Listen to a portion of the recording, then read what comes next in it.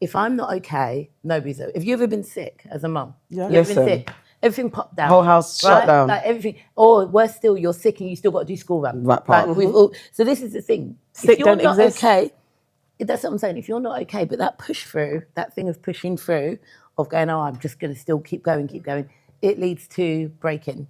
Yeah. We call it burnout, we call it whatever. For me, it was Maudsley. That's a whole other podcast. But like, I've had a psychotic breakdown because I was just doing the most all the time. Yeah. And one time my mum was just saying like, I always wanted to be a photographer.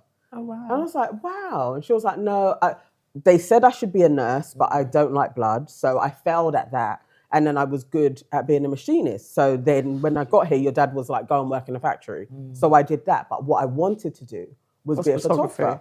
And it's just like, oh my, and so her just saying that, I was like, I will never just go and do something. And maybe you do that for you. Maybe you buy a camera.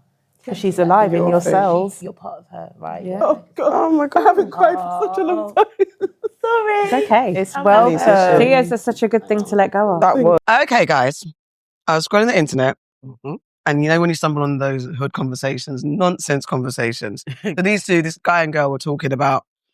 I don't even know what they're talking about. Women have a higher sex drive than men because, for some reason, when a man cheats with a woman cheats on a woman with another woman, the woman will leave him. The logic is nonsense. Yeah. However, I had another conversation with one of my friends, and he was saying that the sex drive of women is underestimated. So I guess that's what this conversation was trying to allude to, that men and women don't even understand the conversation when it comes to, or don't discuss enough, the high sex drive of women and how that can affect relationships, and how men are not as sexualized or as sexual as promoted in the world. Not to say that they've got low sex drives or anything like that, but it's just that thing, that expectation that men just want to bang all the time, and women are more reserved and considered about when they want to have sex, when they want to open their legs and offer their lady flower.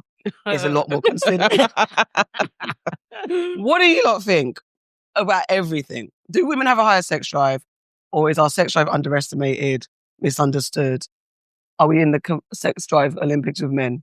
The sex drive, I get the gold. Yeah, who gets the gold? I actually think women would get the gold, but out there in society, people think that men, there's that thing that men always think of sex like every minute. Yeah.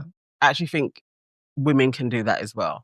Or maybe it's more equal, I don't know, but we definitely are underestimating as to how much we think and want to enjoy sex. I think that we're underestimated. I wouldn't necessarily say one is higher than the other because it's all individual. But if you think about how women and men are socialized, women are socialized to give, especially when it comes to sex, and men are socialized to take. So we talk about like men taking a woman's virginity, not like a woman. I went to a talk with Oloni and she was calling it your sexual debut. But I like that as well. It's very empowering. But if you think about it, there is so much shame associated with women and their sexuality that we learn to play it down. And because of the way we're conditioned, men, I think a lot of the time overlook a woman's pleasure and how a woman... So to get sciencey about it, as far as we're aware, women have a clitoris. Men don't have an organ that corresponds because their penis is multifunctional, whereas the clitoris is just a whole load of nerve endings. Right. So our biology tells us stuff, right? So when you think about that we have got an organ that is just there for pleasure and it's way bigger than what the eye can see, we actually need pleasure. We need that sexual gratification. And for us, it's very emotional. We're very emotionally driven. So sometimes a woman might have a really high sex drive, but the man will never know it if he doesn't create the conditions for her to feel safe enough to open up. Exactly. I mean, when you just need a pause moment, a praise break, an amen? Are you listening, motherfuckers? Are you listening?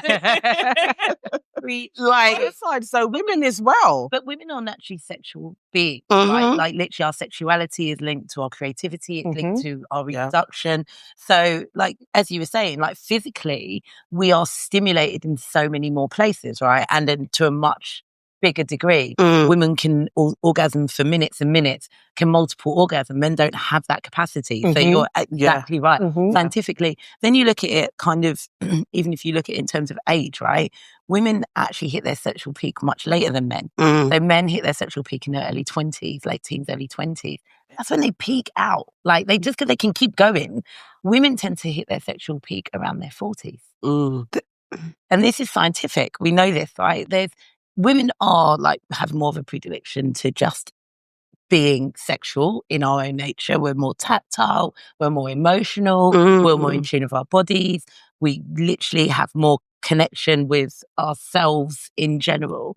So if he's now speaking about sleeping with older women, then he's going to find that a woman who's maybe past her childbearing age and secure in herself and her own confidence, she's going to be wanting to do the thing as much time as possible because she's not as bogged down potentially. Do you know what I mean? Yeah, I hear that. The other thing, the freedom that I think comes with just getting older as a woman leans into the confidence, which leans into the sex drive. So it's all connected. Yeah. I hear you. As time goes on, as a woman, you actually also evolve in your own confidence as well.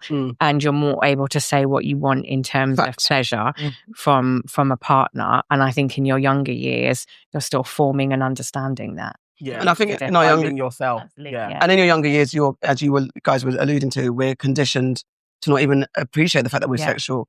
The minute we start thinking we're sexual or thinking about sex, then there's the labels that come along, slut, hoe, all of that. If you want to express yourself, if you want to experiment, girls are not raised. No. I don't know which community, which society, which culture. It's raceless at this point, where girls are empowered to really be in touch with their femininity and sexuality. Well, I'm auntie to some of my older nieces, nephews, cousins, nieces and cousins and stuff.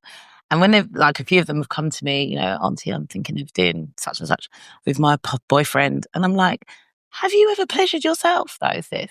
So I've directed quite a few older teenage girls to go and pleasure themselves because I don't think there's any point going out there and starting your sexual experience with somebody else if you don't know what you like yourself, what stimulates you. And it's, I'm known the notorious auntie. It's a necessary conversation because that's how you empower girls from day one, right? You say to them your sexual pleasure is something to be shared. Yeah, but actually it's something you should explore as well on your own. You should know your own body. You should be connected with yourself. Even I've got adult women friends and I've ordered them things on the internet and sent them to their house and just been like, you don't have to tell me what happens. But I'll pay for it if you don't use it, and nobody's charged me. Nobody allows me to come up the money yet. Do you know what I mean? You know what? I feel like I actually learned about masturbation through Colour Purple. Oh, wow. Is it? I don't remember. I read for it. I don't remember it. I don't remember that part. Because Forever went around in my school. Yeah, so page 65, everybody knew. Yeah, so you know. Yeah. But it was, Colour Purple was when it kind of landed for me. There is this whole thing. I don't remember learning about it in sex education. No. I don't know. I went to a girls' school. I don't know if they went into that. They didn't. But they definitely watching that, I was like, there's this thing. And then it turned into with my friends, you would just talk about what you're up to and doing. Would you? Okay. But we were older. Yeah, teenagers. We weren't. So we weren't teens yet. We were definitely in our 20s. It took a while for those conversations to be about what we are doing. Before then, it's what the guy is doing, what your boyfriend's up. But then it turned into what we are doing for ourselves. Never had that. So this is another thing. We're in our 40s. One of my best friends were talking the other day. I'm so glad this has come up naturally. I was thinking, how are we going to talk about this? Yay to segues. So we were talking the other day and I was like, remind me what I had to do. And she said, go home and fuck yourself. Because I was coming and I was like, I couldn't remember what I had to do. I said, remind me what I said I was going to do. She said, fuck yourself. So we started cracking up. And then I was like, hold on. Have we ever had a conversation? Would you ever tell me if you were going to go and masturbate? And I said, what would you say? How would you let me know? Would you say, I've got to go now. I'm going to, what would you do? Have a wank. Yeah, and that's it. And I was saying, Obi, where's the remote? Sorry. And so I was saying, what? Because would we say wank? And I said, wank seems very masculine. So, and first of all, would we have that conversation? We're just talking, oh, I've got to go now, I've got to have a wank. I wouldn't say that to you. and I wouldn't use the word wank. What? Middle finger fondle? I don't know. Oh, wow. All of that. And I said to her, what would you say to me if we were to be in that way inclined? One out? And she said, I'm going to go now. I'm going to go and touch myself. I said, that's way too much words. That's and I said, I would probably say, I've got to go and come. I've got to go and come or something. Okay. And then I said the word frig and everyone laughed. Well, then I brought it to Nana. Yes. And I said, that's throwback. That is a Thank you. throwback. Thank you. That before Thank you. Before. Yes. And I asked, it's the whole thing. It's something. No, it's not something. It's an actual word, frig. From the 1920s. Yeah. Yes, it's an old school word. And so I asked Why do you know? because I read and I read. I read. We're talking Jackie Collins. Yeah, thank you. That's exactly what I said. That is exactly what. Oh my god. I know. So I was like, so I asked a friend. I voice noted one of my male friends, and I stressed him out because I was like, "What would you say?" Sorry for this conversation. What would you say? And do men talk about going off and having a wank? And he actually came back and said, "No, that's quite a white boy conversation. Black men also wouldn't be like, I'll go rub one out. I'll go and wank." So anyway, my whole point is, do you have those conversations? I've never spoken to my girls. I never said, oh, I feel so horny, but I'm going to frig myself, wank myself, or anything. I've never said that. It's not that type of a convo. It's more what you're doing. Like, do you have a rose? Have you got like? Okay, I've talked about device. You have the Rolls Royce. But I don't know. I can't think of a situation where we're all together, all on the phone, and it's gonna be like, okay, so I've got to come off to touch myself. Yeah. That sounds a bit crazy. Like, I don't know. Me, I feel like it's not about being a prude, but I just feel like that's for me. Okay. But if it comes up, like when I used to do coaching groups, we would talk about different ways to be in touch with yourself, and sometimes people would be really stressed out, and I'd say, do you know what you need? A wank and a bubble bath. Fair. There you go. And that But was that's- I said that. I would say that, Yeah. but would you not like? I don't think We don't need to say. think We I are announced going it. to. I But do you know what? On Wednesday, you know what I'm gonna do? I'm gonna freak myself. But like, what? freak yourself. It's what it means. Sexual pleasure does playing yourself. My point is, damn. but I would say, but then you wouldn't. It's because you know what it is. It all is stemming from the freedom to talk about women's pleasure and sexuality, and that's the thing. Because I wouldn't feel no way. We were all talking like, and my man walks, mate, I'm off. I'm gonna go and fuck my man. I would say that. I would not feel so embarrassed or some way to say that. So if I'm talking to you lot and I'm feeling like, do you know what? I need to go because I need to go and get off. Why is that? What's the difference? Because I say this all the time, like even when we're watching like a film and stuff, it's like we don't normalize sex. Yeah. Completely natural and non-harming when it's not harm. It's not consensual adults sex, but we allow like violence to just be on the screen. Do you know what I mean? Like you'll let your 8-year-old watch Marvel films where everybody's getting shot and killed, but a boob comes on the screen and you're like, oh no. So I think this is the whole thing, right? We've desensitized ourselves to the things that are most natural to us. I think that's just generally in life with so many things. We have disconnected ourselves from what's natural because society have told us it's inappropriate. It doesn't belong here. We can't talk about that. And that to me counts for so many things, especially for us as women, that we're told we can't have that conversation. Keep it to yourself. That's your business. Don't bring it outside. Shut it inside. That part. And then, what does that create? That's a cultural thing for me, though. Yeah, you think so? Yeah, I think it's a cultural thing. No, white people check their business all the time. Don't go, Mum. Maybe. They more share. Yeah. But I think black people in the black home you are raised, I can think countless times of my gran saying, you don't talk your business out on the street. Yeah. Yeah. But I think obviously there is a point of that it's really important to talk about things. It's really important to let go of that old school way of thinking. Yeah. And in relation to that it makes sense, right? Because if you think about our collective history, a woman that was owning her desires, if you think about people who were taken into bondage, a woman owning her desires, she's ripe for the picking for a slave master or whatever. In colonial times, they made a narrative about black women being hypersexual, about being savage. So this was a way of preserving dignity. And then also within that, so my theory is that when a woman is really in her pleasure, she is powerful. Yes. So I think like just that we've got a gut-brain axis. For women and people with a clitoris, we've got a pleasure-power axis. When a woman is pleasured she is powerful. And in a patriarchal society that relies on women being gentle, demure, cutesy, whatever other words they want to assign and say that that is being feminine, women who are in their power are threatening to the status quo. Amen. So I just remember being in school, on the one hand, boys being really gleeful at a girl who knew how to do all of this stuff. But then she was also a slag. Yeah. And then also, if you weren't doing that, you were frigid. Yeah. So we have so many mixed messages. We don't know where to turn. Yeah. And as a gender, we've been taught that we outsource our power. We seek permission externally. So a lot of the issues that are impacting relationships now are partly because women are now doing things and being in spaces, holding space for each other so we can be in tune with our bodies and what satisfies us. That is why there's such a discrepancy in male-female relationships, not just in, like, I'm Gen X, not just in Gen X. I can't remember what it was, but someone did a survey of Gen Z people. Boys still wanted to get married. Girls wanted to have a career and they weren't as interested in marriage. So there is definitely a disconnect happening the more women are in touch with their power. And I say to men, we are giving you so much information. Instead of being defensive, in my book, there's a section called chore play where I talk about when you go to work and you have left that chicken in the freezer and there is some laundry that needs to be packed away, you come home and your man has sorted all of that out.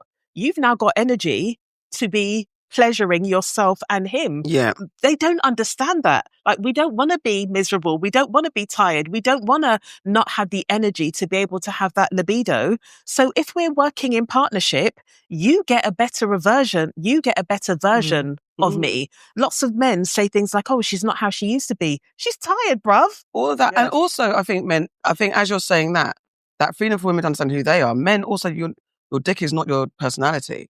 So how do you free yourself? Say that again, please. Your dick, your phallus, your willy is not your personality. Because like separate yourself, because we've had to know that's not us. And we have to kind of reclaim it. You guys have to understand, who are you if you're not out there spreading your seed and conquering women in that way, in that true way.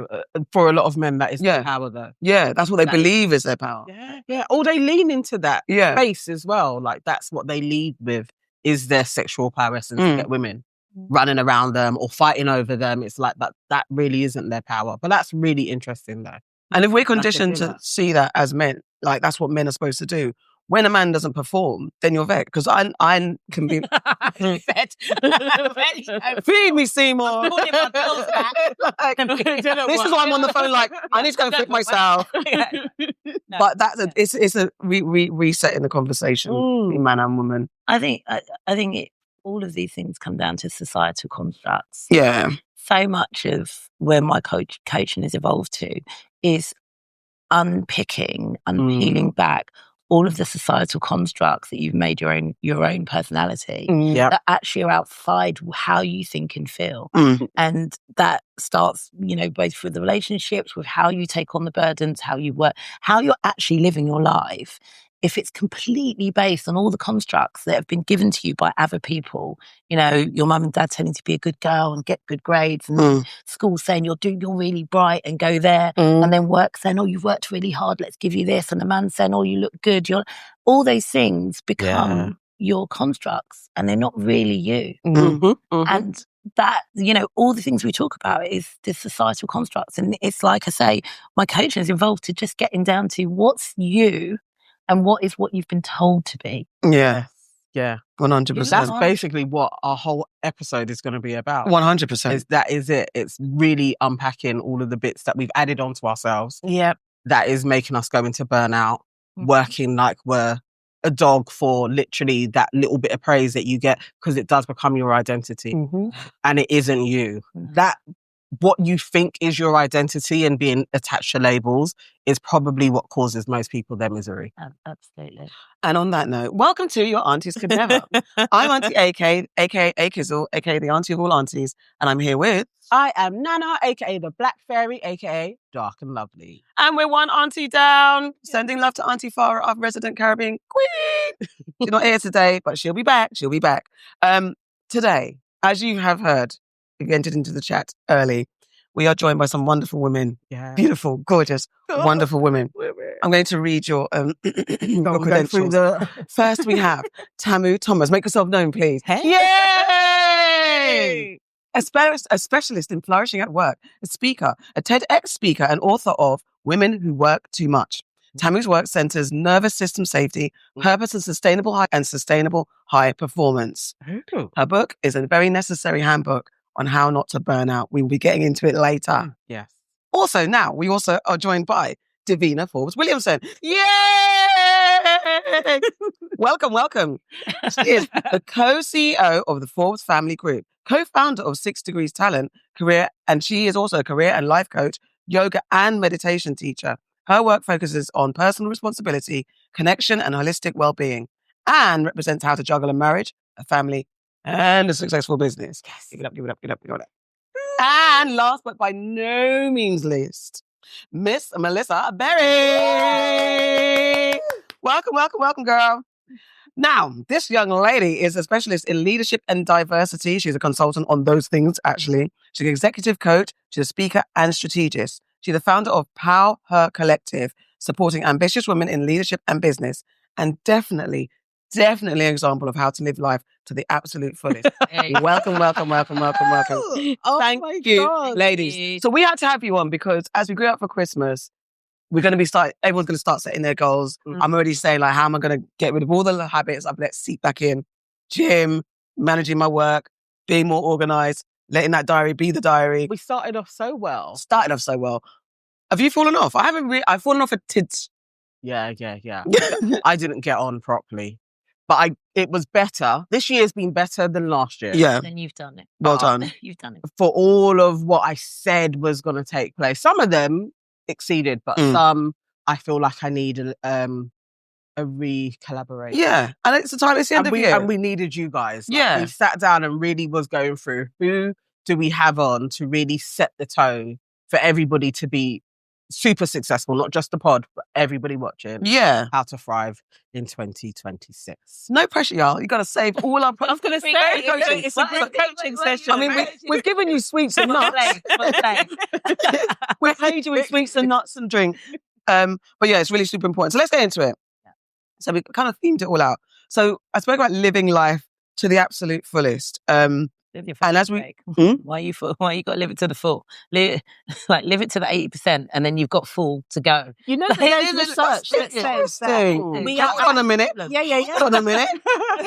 Not living at 100%. All right, let's get into it. Yeah. All right, let's get into it because, as I was saying, like we even spoke about it. So women today are like rewriting what a full life means, and this is interesting that you're saying that because we choose goals that matter, we protect our peace, and we're not accepting joyless routines just to meet expectations. We're taking our own lives into our own hands, right? And I think someone like Oprah, love her or hate her in today's times, but back in the day when she was on a high pedestal, she was very much the leader of empowerment, self-awareness, self-help, and getting to know who the hell you are inside and living on your own terms, whether that's cutting people off, setting boundaries, just really being in tune with who you want to be and the goal, the steps you want to take and living out your passions and dreams. So coming back to what you're saying, that actually don't live life to the fullest. That's that scary place of... Because we've linked our existence to productivity. We've linked our worth to productivity. If we're not doing things that are being congratulated or, admired or whatever, then it has no worth. I say this all the time, we're human beings, not human doings, okay? And just in that alone, like if you are doing stuff all the time, then where is time for you to just be with yourself and understand what you need? The first thing I ask, all my coach clients is, what would you do if your survival didn't depend on it and nobody was watching or judging you? What would you do, Nana? With my time? Mm-hmm. The energy shift. Right. It's scary. And I've kind of moved into that space because that's been my pivot, is from being like, I'm going to grow the biggest business I can, to getting quite close to what my dream was and being like, that is absolutely not what I want to do at all. And scaling back, I guess my days are very much what I want to do. The next step now is monetizing that. That's the... But that will come. Yeah, that's the part. But definitely discarding all of the labels, or it's scary sometimes, because it's like I can go into a space of, you were doing so well, and do people now think that you've fallen off?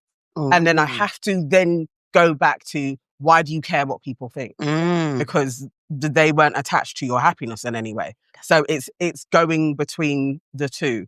But doing this step, I pat myself on the back, like, well done for doing it. Yeah. But it is hard. It is hard. It's something that sometimes I will sit there and be like, just start it all again for the praise. But if I'm being honest, it's not for me. It would be for the praise of, grow your business again. Yeah. Like, that's it. It's that. It's external. Yes, yeah. Not for my well-being. Not the internal. So I levied at you, Mel, for the intro that you live your life to the fullest. And I look at, I mean, obviously... I live my life on my terms. Right. Go on. Talk about it. So I do a lot, yeah. But I do the things that I want to do.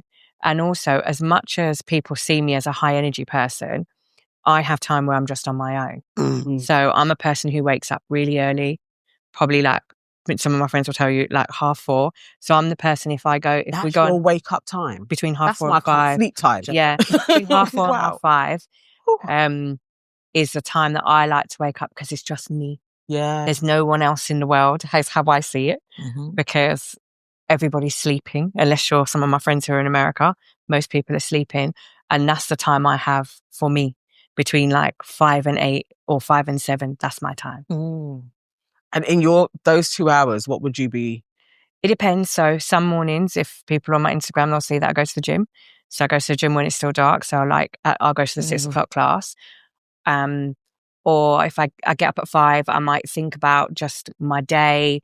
I wouldn't say I'm the best meditator or anything, but just that quiet time to think about myself. I like to read. I like to write in that time.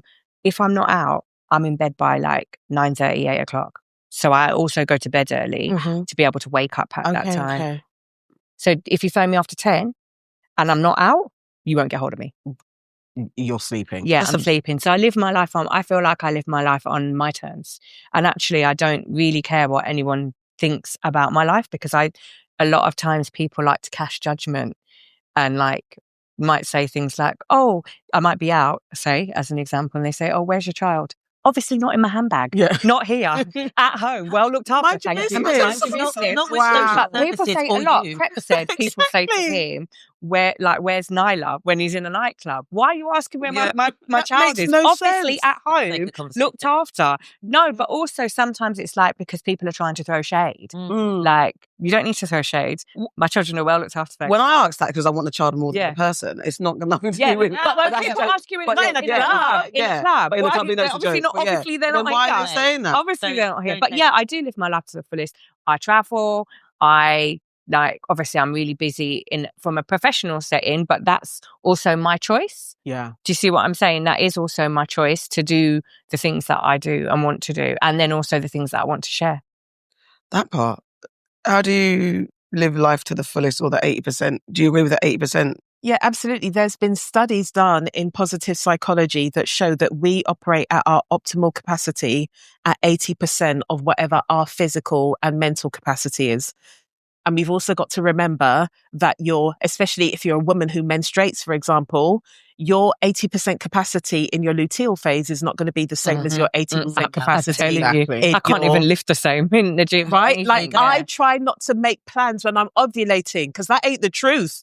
It's better for me to make plans and do what I'm doing when I'm in my luteal phase, because that's when I'm at stop with your science. Sorry. What is the luteal phase? So your luteal I know, but you don't know. Luteal phase is around 7 days before your period due. Yeah. And your ovulation phase is in the middle of your cycle, when you're much more fertile, and that's when when the egg can be fertilized if you still release eggs and whatnot. So that is when I think I'm Destiny's Child, I'm Usher, I'm everyone all wrapped into one. I try to plan my speaking gigs for when I'm ovulating, because you're going to get the best out of me, right? But I will tell you the truth. Not that I'm not telling the truth, but I will tell myself the truth in my luteal phase. So I try to make my plans then. Otherwise, I'm overstretching myself. And then we fall into that nonsense of, I give 110%. That's not maths. It doesn't exist. And when I first started coaching, I watched all of these different videos and educational things. And like there was a video on YouTube about coaches for elite athletes. And I remember one of the coaches saying, the rest is just as important as the race. We don't know that. So we are just running on empty, running on fumes, thinking that's what makes us good. That's a good work ethic. That means we're committed. That means we're ambitious. That means we're determined. And I did that for years. And that's how I ended up burnt out. And because I've got a big capacity, because I like to do stuff, because I'm resilient, if you told me in my heyday that I was heading towards burnout, I would have told you you're a hater. I would have said you are hating on me. People are experiencing burnout. Burnout is so not, but I was riding burnout for the best part of a decade. It's only when my body shut me down on my way to work with a panic attack, not far from here, that I was like, do you know what? I felt like I was going to die. I need to do something about it. So now I walk around town saying, me living a full life is me being a well-rested woman.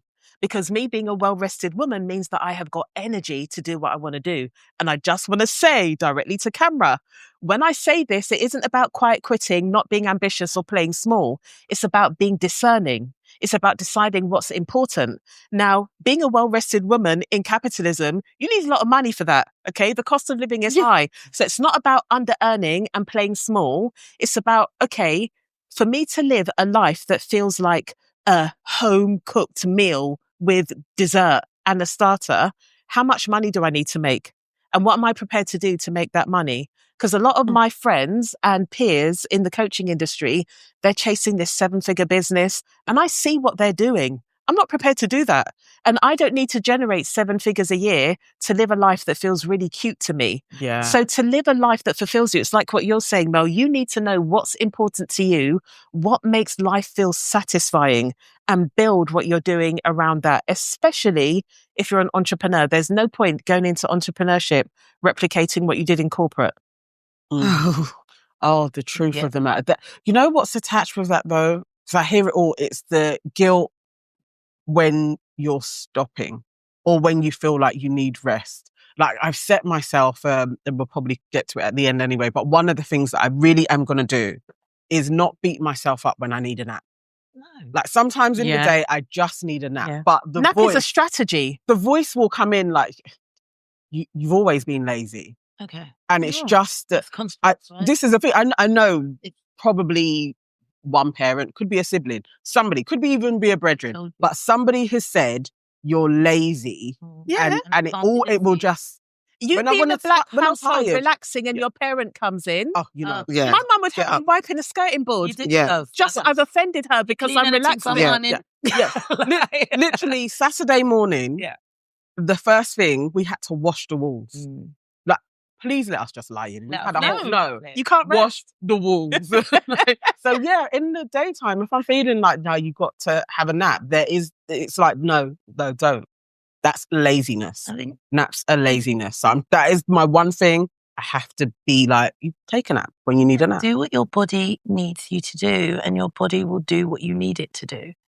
That's the truth. Quite literally. That's a quotable. Yeah. Yeah. But it's true, right?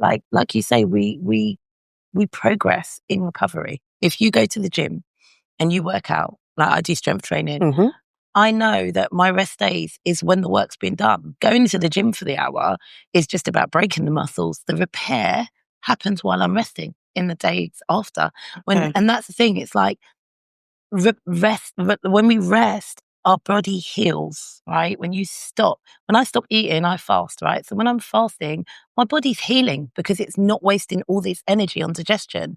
When I meditate, my mind is resting and then I've got clarity afterwards. It's like you have to withdraw into yourself to work out what it is you need. Like I can do, like similar to Mel sometimes, I'll be outside all the time. People will be like, how are you outside 5 days in a row? It's like, because I will be in for 3 days after that, doing the least. Like and it's about that balance. And like you say, understanding where your body is. Do you know how many people don't track their cycle? Like 51% of the world is women. all of us, or most of us, are going to have periods in our life. Not tracking your cycle and leaning into where you are in your cycle is really dangerous. Yeah. It's actually dangerous because your body needs different things all through the month. If you try and be this 100% consistent person all the time, you're going to break. I don't even think people are taught that. No, we're not. Absolutely not. I did when I was 40 plus. I didn't know this before. I had no one's taught me. I didn't only until I got the Flow app. Let me be honest. There we go. Oh wow! Until I got that app, and that's kind of a new app, though, isn't it? Yeah, I didn't track my period. I just knew kind of when it was going to come. That's it. And the other thing is, I always feel like 2-3 days before my period, super emotional. Yeah. So that's how I know my period's gone. Yeah. That was it. That was it. Emotion. So like nothing's wrong with me, but yeah. Well, you're irritated, and then you realise that was irrational. Yeah. It's about how much you can avoid when you know and you're tracking that. Like I will say to my husband, you see, come Thursday, Psycho Dav is in the house. Like, don't piss me off. See these kids, tell them to pick up their things because it don't take much for me. Yeah. For 2 days, I don't have any capacity for patience. Like that, 2 days a month. I'm not here for it.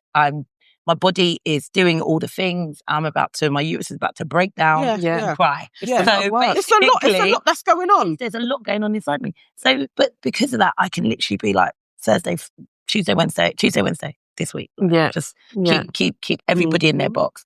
And that makes, and I don't set up big meetings or anything like that during that time because I know where I am. I don't, and I train like my training, how I train, what the type of training I do. I don't try and do nothing too strenuous in those times, like you say, during ovulation and stuff. I'll go to yoga class or stuff like that. So it is, I feel like, and this is where my coaching has come from, when we actually just lean into ourselves, if we paid as much attention to ourselves as we do our children, our partners and our parents, we'd all be a lot better off. So on that note, that's about boundary setting, because I mentioned boundaries before, and being, when you're on your journey to self-discovery and understanding who you are, your likes and dislikes, learning to say no, which kicks in for women, especially around their 40s. It's like, okay, I actually don't care what anyone thinks I'm going to do for me. How do you navigate? I'm living life to the fullest, and my version of fullest is on Thursday when I'm about to come on, you stay away from me. I'm going out, don't you dare talk to me about my child because I'm outside, leave me the fuck alone. I'm going to deliver this speech and you're not going to tell me that, can you curtail this and curtail that because the orders, I'm going to tell you what I need because I'm confident in what I know. How do you set boundaries with the people that are making demands on you? Can I just go back a moment to what, Nana, you were talking about? When you are a very clever, intelligent person, when you are very results driven, it can be really hard to just say to yourself, you need to rest, so just rest. A lot of us who are that way inclined, like we're type A, we're go-getters, we need proof. And the proof helps us to relax a bit, or it gives us the reminders. So I want to give you some proof. So in my recent TEDx talk on humanizing ambition, thank you very much, I shared, there was a study done by, I think it was UC Berkeley, maybe it was in 2021, and they studied productivity. And it showed that when you push through exhaustion, your productivity goes down by up to 68%. Really? So when you're exhausted, and I'm talking like, when you are tired and you need that nap, you trying to push through, you are actually working at a slower pace. The quality of your work goes down. There's no point whatsoever. So we have to we need these kind of stats. Yeah. Like I am that person. That's why I'm always quoting this and that and studying this and that. I need this evidence to give me the proof I need, to give me the permission I need to go and have that nap. And sometimes I'm so wound up about it, the nap isn't coming. Now, I'm not going walking in the rain. This is England. I went and bought myself a walking pad because walking is a place that I really process my stuff. So I live in a place where I live near woods, so I can go there. But if the weather's not cool, I'm opening my window and I'm walking on the walking pad, and then I might have my nap. And I now trust I might have a week that feels like a write-off. Yeah. I know for me, I need to surrender into that. And it's very hard. I'm constantly talking out loud to myself to just relax.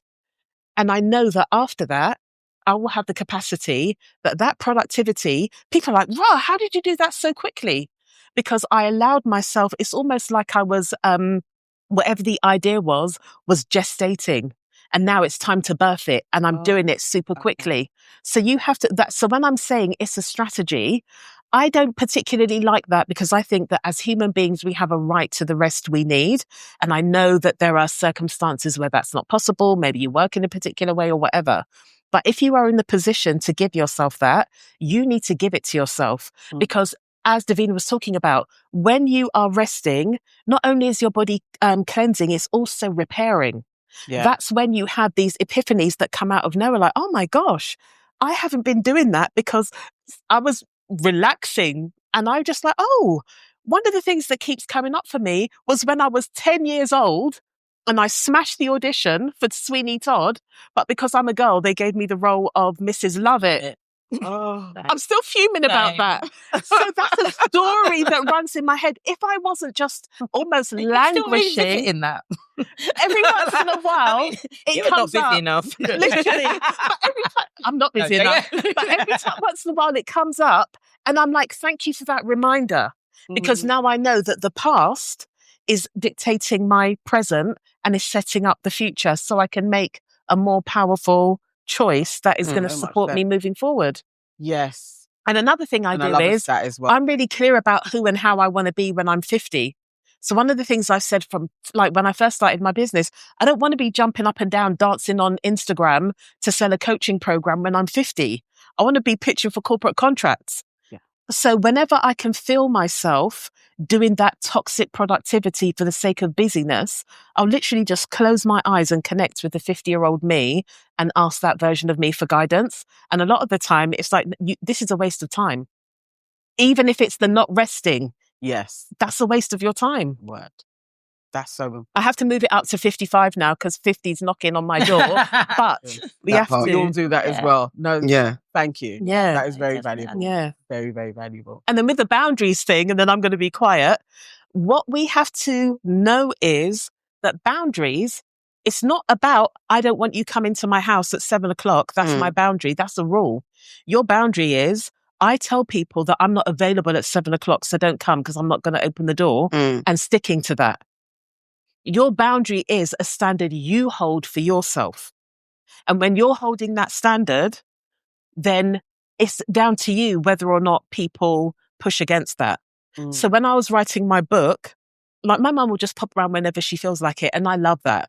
But my aunt was staying with her for a little while. And I had to say to mum, please don't come around unannounced because I'm in flow.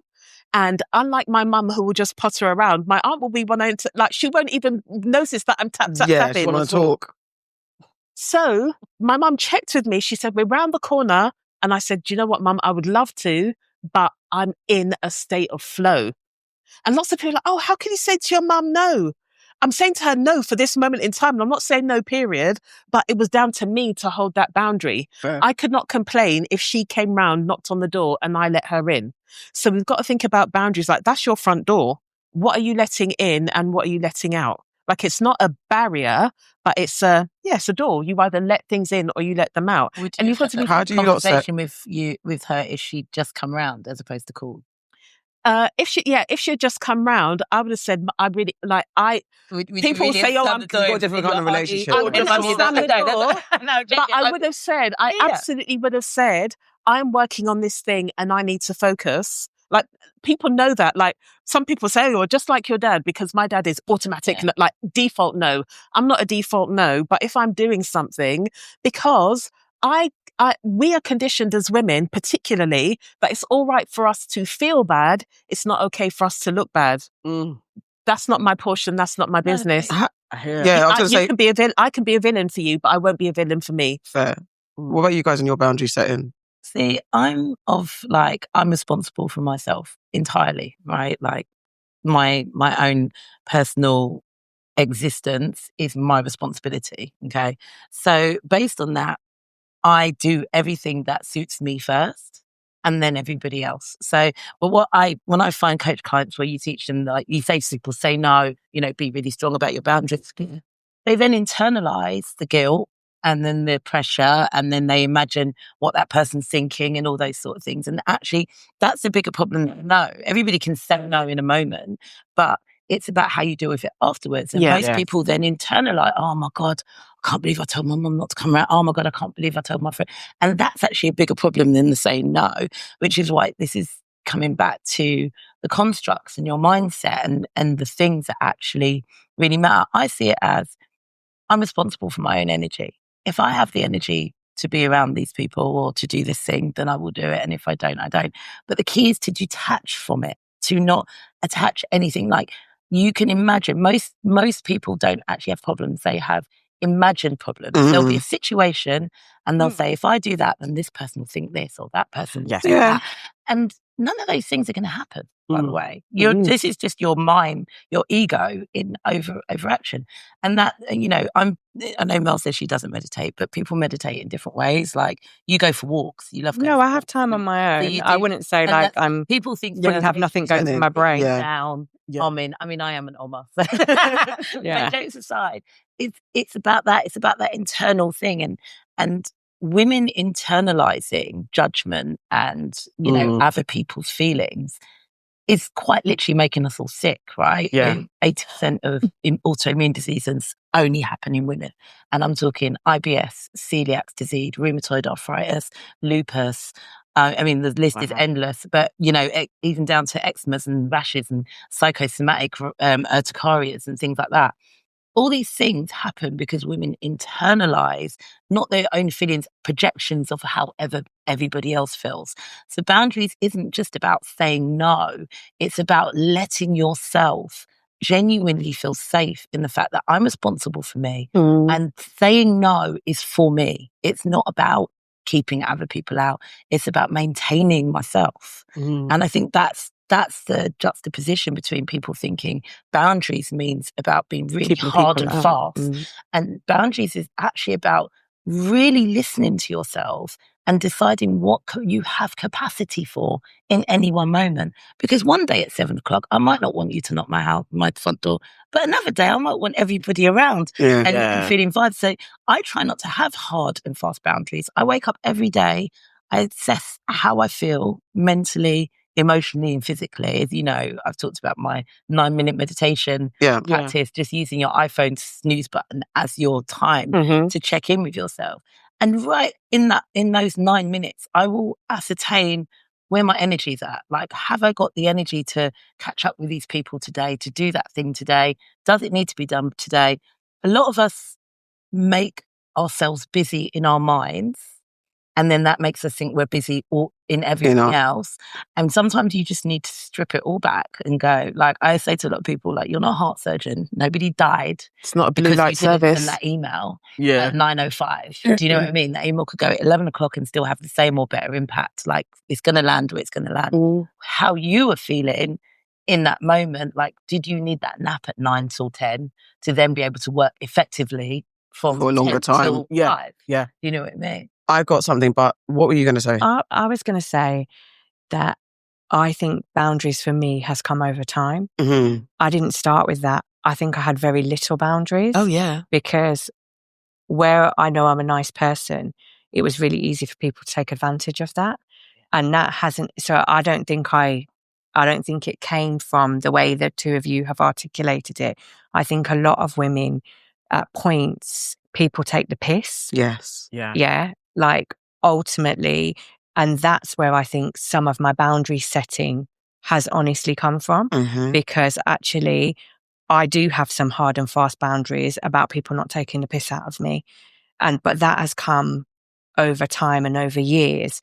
And as in thinking about my younger years, when people I almost take advantage of my kindness. That had to make me say, so there are some boundaries that I have to set, actually.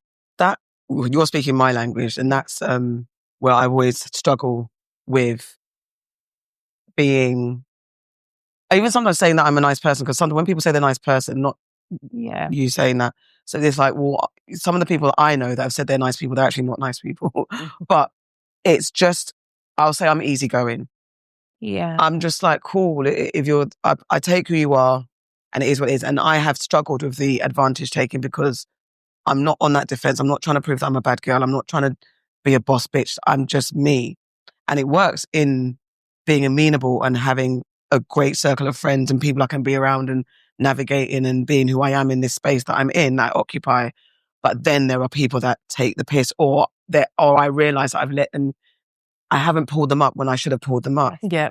And speaking up is a thing. Speaking up is a thing. And then that's from, again, when you trace it back to trauma and childhood and all that stuff, that's from me being a quiet child and trying not to upset my mum because I know she's going through so much. So from a very early age, I'm like, let me not be the extra burden, because already there's some stuff going on in our household that let me be the quiet. So I've learned to do that, and losing people in different ways, losing friends or losing family in different ways, made me feel like, okay, let me be the least problem for everyone's life.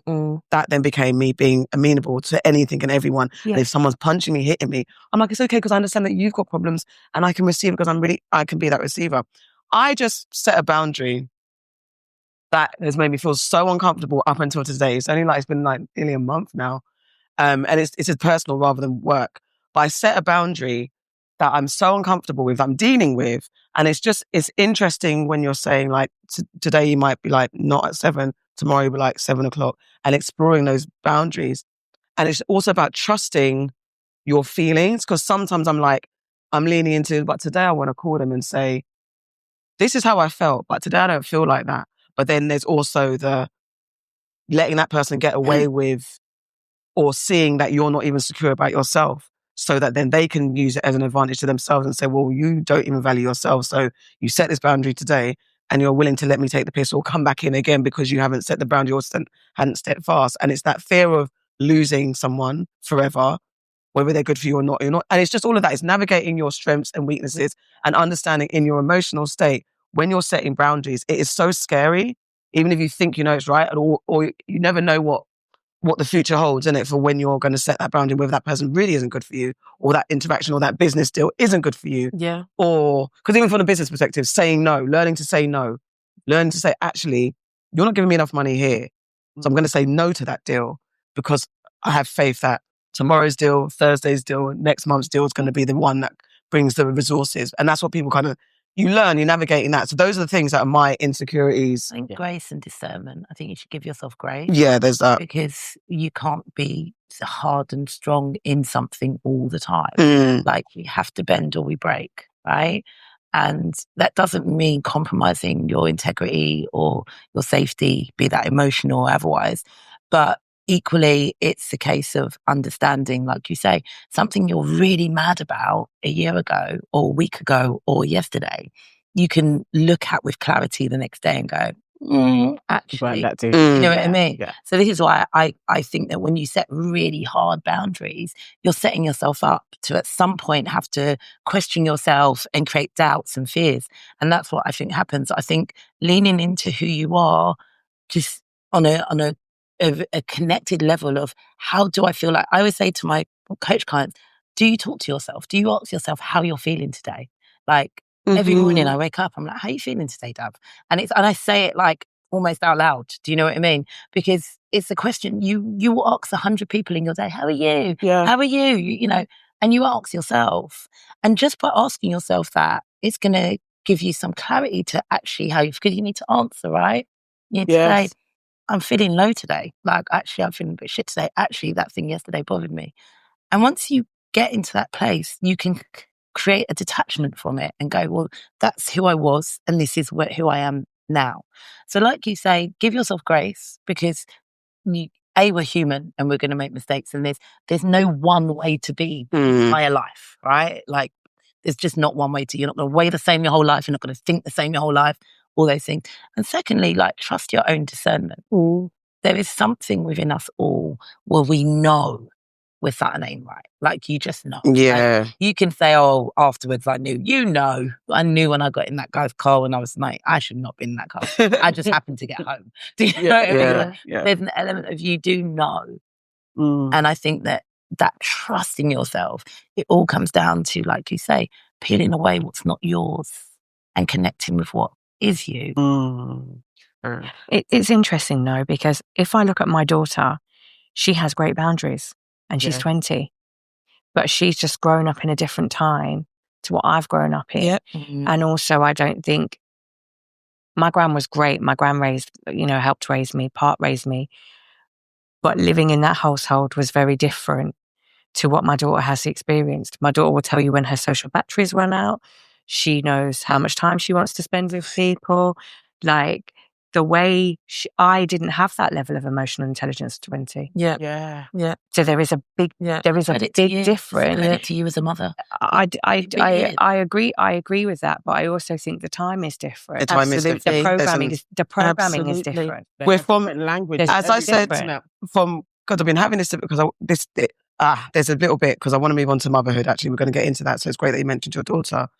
But there is literally a conversation we were having about Oprah and the impact of Oprah and her negatives and positives. But I said I grew up with Oprah as my queen, as a lot of us did. Yeah. And that was a very important time introducing us to Iyanla Vanzant, Eckhart Tolle, Deepak Chopra, though he's on a naughty list at the moment.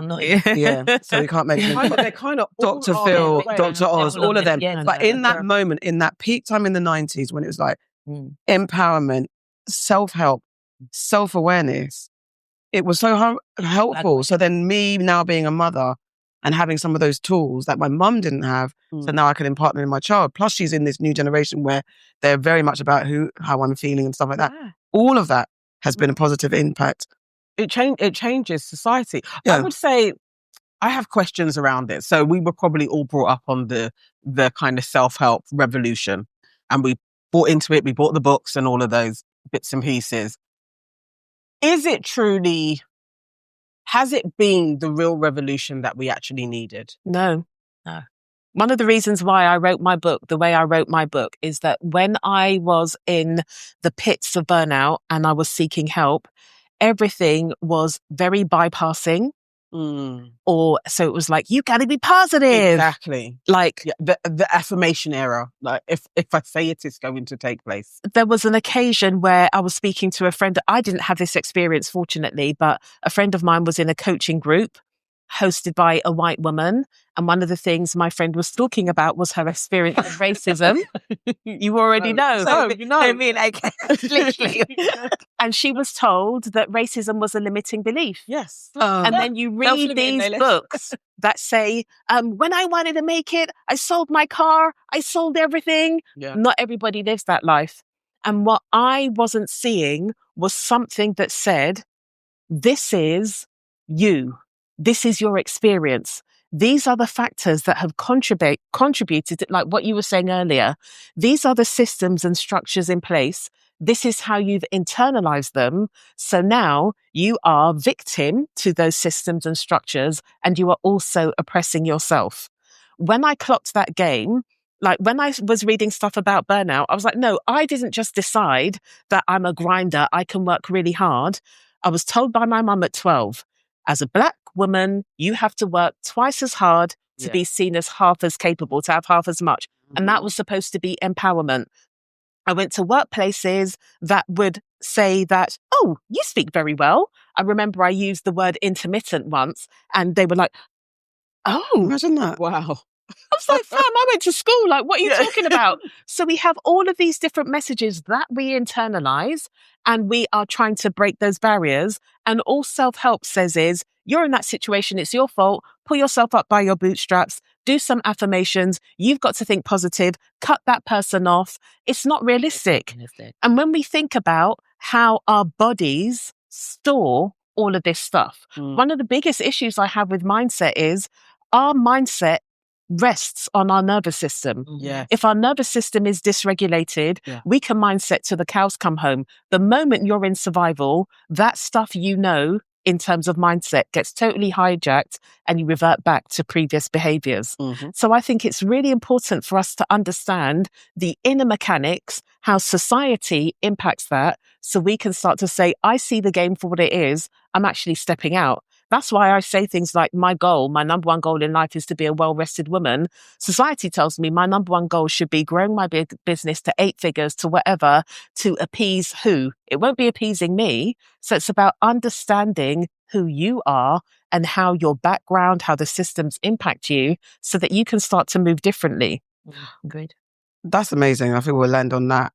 We have our entourage, our aunties family, who have phoned in questions. We asked them to ask questions. So based on this particular moment, question from our entourage. Someone says, how can I be successful well, I don't want to be a boss babe. And it is that boss babe, I'm making 8 figures, I'm fashionable, I've got a man, I've got this, and everything's perfect, and I'm, but inside I'm crumbling and dying. Entrepreneur. Yeah. It's like people being sold that is a mark of success. Yeah. I have 3 businesses. Yeah. I have passive income, all of that shit. I just want to be successful. More time you realize that the person isn't, and they're a shell of themselves, and they're in heavy debt. It's a crazy state to be, but yeah. So how does someone deal with that? Like, you're being bombarded with this boss babe mindset, but just want to work out what be happy. Most people, this is why I asked the question, what would you do if nobody was watching or judging? Mm-hmm. And survival didn't depend on it, right? And I think that's the thing, like, I, personally feel that success, if it's perceived by others, isn't real success. It's just external validation. Yeah. Your success comes from yourself. So if you have got, 6 figures in the bank at the end of the month, but you're tired, miserable, burnt out, lonely, disconnected, dysregulated, you might as well have nothing. Yeah, that's really expensive. That is precisely how it feels. It's quite literally it. Yeah. I work with a lot of high value, high net worth and very successful corporate women and stuff. And I work with women that earn regular salaries and do regular jobs as well. Most of them have the same problem. It's just prioritizing everything else but themselves. Like, everybody's ready to get ready for Christmas and they're not even on the list. Everybody else is on the list and they're not even on their own list. And I think that ultimately this perception that people are creating as a reality is exactly what's the undoing of most of us. But right? I think you even said it there. What makes them high value because they earn more money? Oh, exactly. They're high. This is it. They're high net worth. What does that? Having They're high net worth. But the value. But why does that make? That doesn't make them high value. Yeah. Right. Yeah. So value's not placed on. We place a lot of value on material. Money. Yeah. So I am someone who probably will say that I'm a boss babe. Yeah. But I don't actually mean boss in the sense of I was on a trajectory probably to be a CEO. But actually, what I decided for myself is I want to control my life. And that's what it means to me to be a boss of my life, to direct my life in the way that I want to experience and live it, if that makes sense. Yeah. So that's what it means for me, but it doesn't mean it means that for somebody else. So when I think of high value, it's not about money. It's about the value that you place on yourself. But a lot of, like how you described it, was high value as in that's money. No, high net worth. That's the money that they're earning. The question is how do I be successful? And that's but and I think that's also success is a perception of capitalism. Right? But also success, it's both of what you guys are saying. Is what success could be. I'm actually happy. I'm working at Sainsbury's and any other supermarkets, and that's successful. And then I'm a boss babe because I feel bossy. Or then it is that. And I realised when I got to a director level that for me, actually, you know what? The next step after that is exhaustion. Like, do you know what I'm saying? Like, I'm the only black one as it is here. Yeah. So, it's tiring. That bit what you're saying about you're being told you have to work twice as hard, that is also your expectation. And the boundaries you set to say, actually, I'm not doing that. All right, can I throw in that? As you lot mentioned. If we go through the Pharrell go on. about black excellency, or not even black, it was just being the best that you can be. Yeah. Forget the DEI. Yes. He had a whole talk on, your aim, don't think about black this, black that. It should just be, I'm going to be the best person I'm going to be. And then all good things are going to happen. As opposed to Papa Pope talking from Scandal. Remember him? You know the film? Yeah. You know the airport hangar. Yes. Where he's going in on her and he is like, it's because they're just there. You should be better. You got work. You've got to work typical things twice as hard. I just can't stop eating them. I don't want any more. No, I can't. That's it. Just finish. But what is the? What do you lot think? Yeah. Where do you sit on that? Is it because I understand the whole twice as hard, but Pharrell saying his thing of just be the best that you can be. Don't use black as your. I don't even know what it is. I don't know. I mean, there's intersectionality on all the point and every point we can go into. Yeah. I try and eradicate that term best out of language. I say to people, I'm not trying to be my best self. I'm trying to be my favorite self. I wake up as my favorite. I want to operate I want to navigate this life as my favorite version of myself. And often my favorite version is doing things that make me my best version. But best is not my goal. Right. My goal is to be a version of myself that I completely love and that serves myself and everybody around me in a way that energetically and like emotionally keeps me in the best possible place, to use that term. But I don't necessarily aiming for the best version, because your best changes, but your favorite is just your favorite. Do you know what I mean? I like that's interesting. Favorite's interesting. The best is for dogs, the best in show. Oh, wow. To be a show on anybody's best level. That's interesting. I'm just about being my favourite version. And the favourite version of myself eats well, works out, works hard enough to, sustain myself.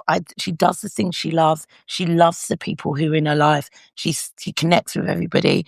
That is, she's heart-led. Favorite. She is that's my favourite version of myself. Yeah. And if you just seek your favourite version of yourself, you're going to get the best out of yourself. So what do you guys think? DEI, work twice as hard?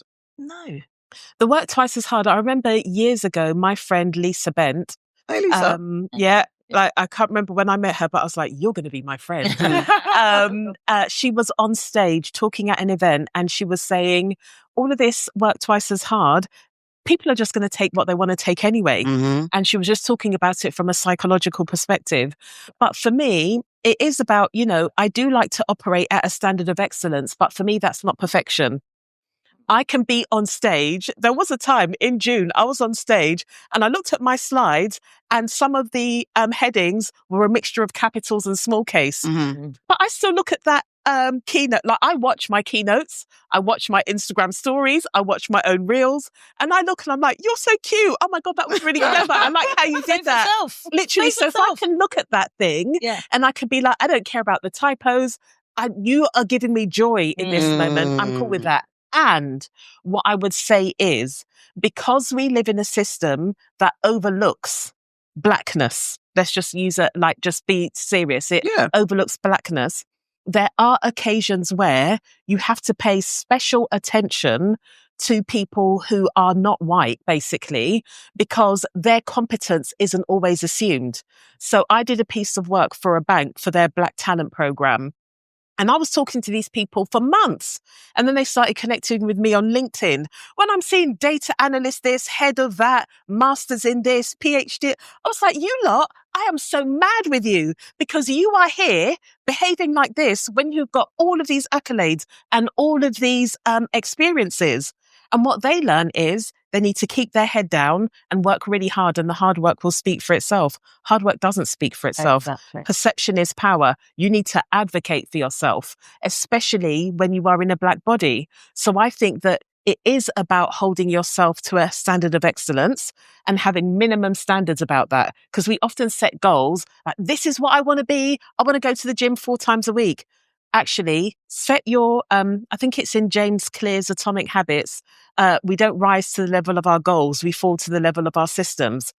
Have a system in place so that it's not either 4 times or nothing. Your minimum is 2, everything else is a bonus. So when you think, okay, my system is, I advocate for myself, I big myself up, I look for opportunities. I think that Black people, we need that, because we're like 400 years or 200 years, whatever the stats say behind. So I think there is a degree of us needing to acknowledge the fact that there are instances where we do need more support, but we should be operating at whatever our standard of excellence is.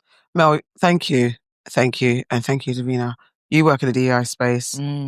How has this, even just with the turning off of DEI, and then what Pharrell's saying, like kind of people reacting like he middle fingered DEI, actually. Well, he co-signed the regression. The regression of it. The removal of it. He was like, he co-signed it when he's in a privileged position. Yeah, exactly. Right? When he's benefiting from DEI. He's at the top of the game. I mean, for him being at Louis, and that said, actually, my cultural currency didn't really have anything to do with it. Yes, that was what he was saying to a room of young Black people. What? I think like tech billionaires. I think the thing is, I've worked in DEI for long enough to know that DEI isn't going anywhere. Yeah, right? that part. I started in it when it was called corporate social responsibility. Yeah, exactly. That's how it's evolved into this. Yeah. And now it's just evolving into what people are feeling more comfortable in is culture. Yeah. Okay. Yeah. So what is the culture? Yeah. Right. So it's just that people are calling it different things. And if you look at it from a global landscape, obviously what's happened in the US and the UK obviously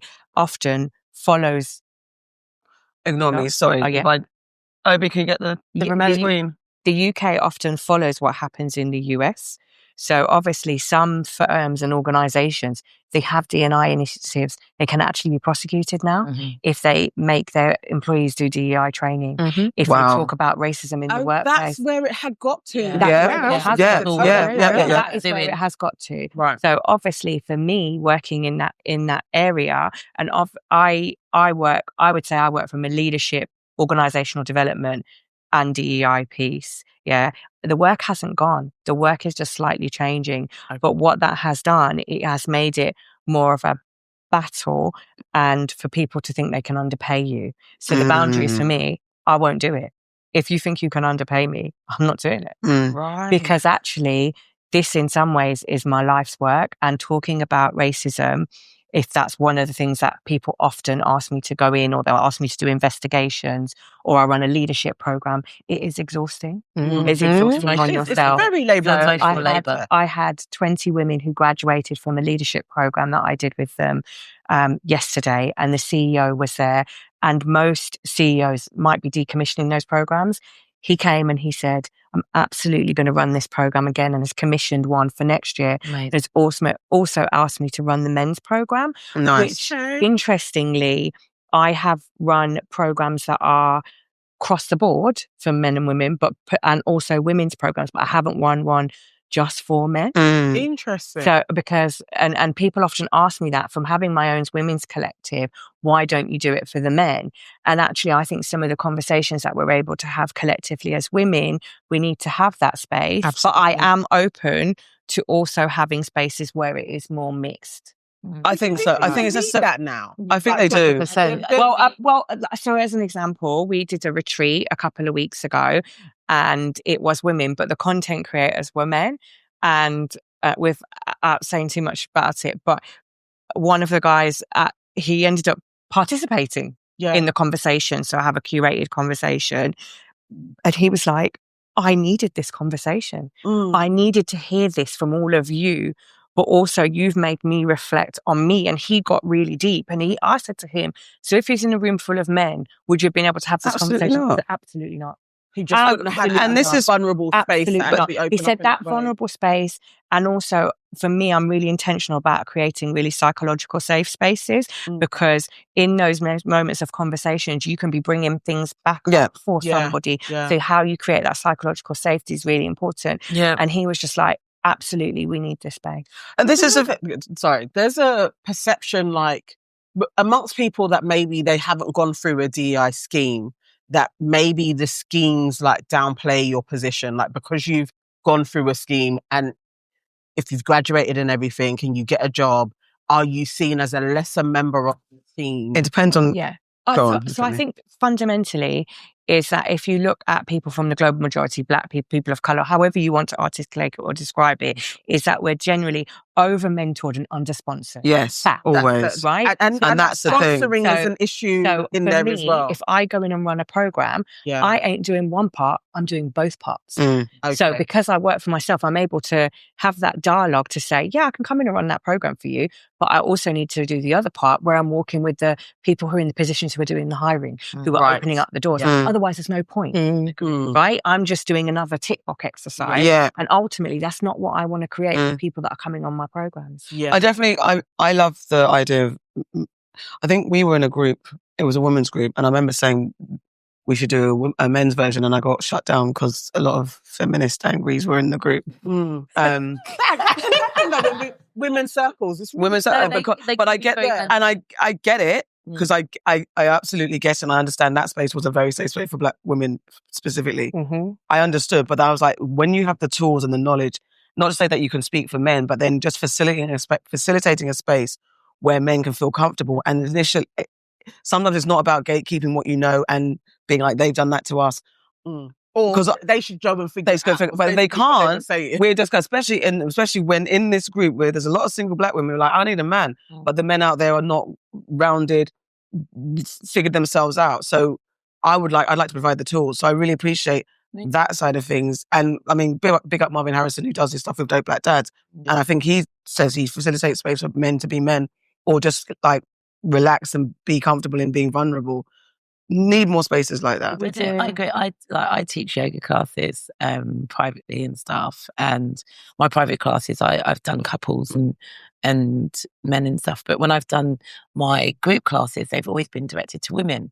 Now that was a personal choice, just because, of course, when I first started, that's why I trained. I trained to share my yoga with global majority women, basically, first and foremost, because spaces are incredibly white, aesthetically, isolating, very othering, and that's why I create space for. And I always had guys going, "Can I come yoga? Can I come yoga? Can I come yoga?"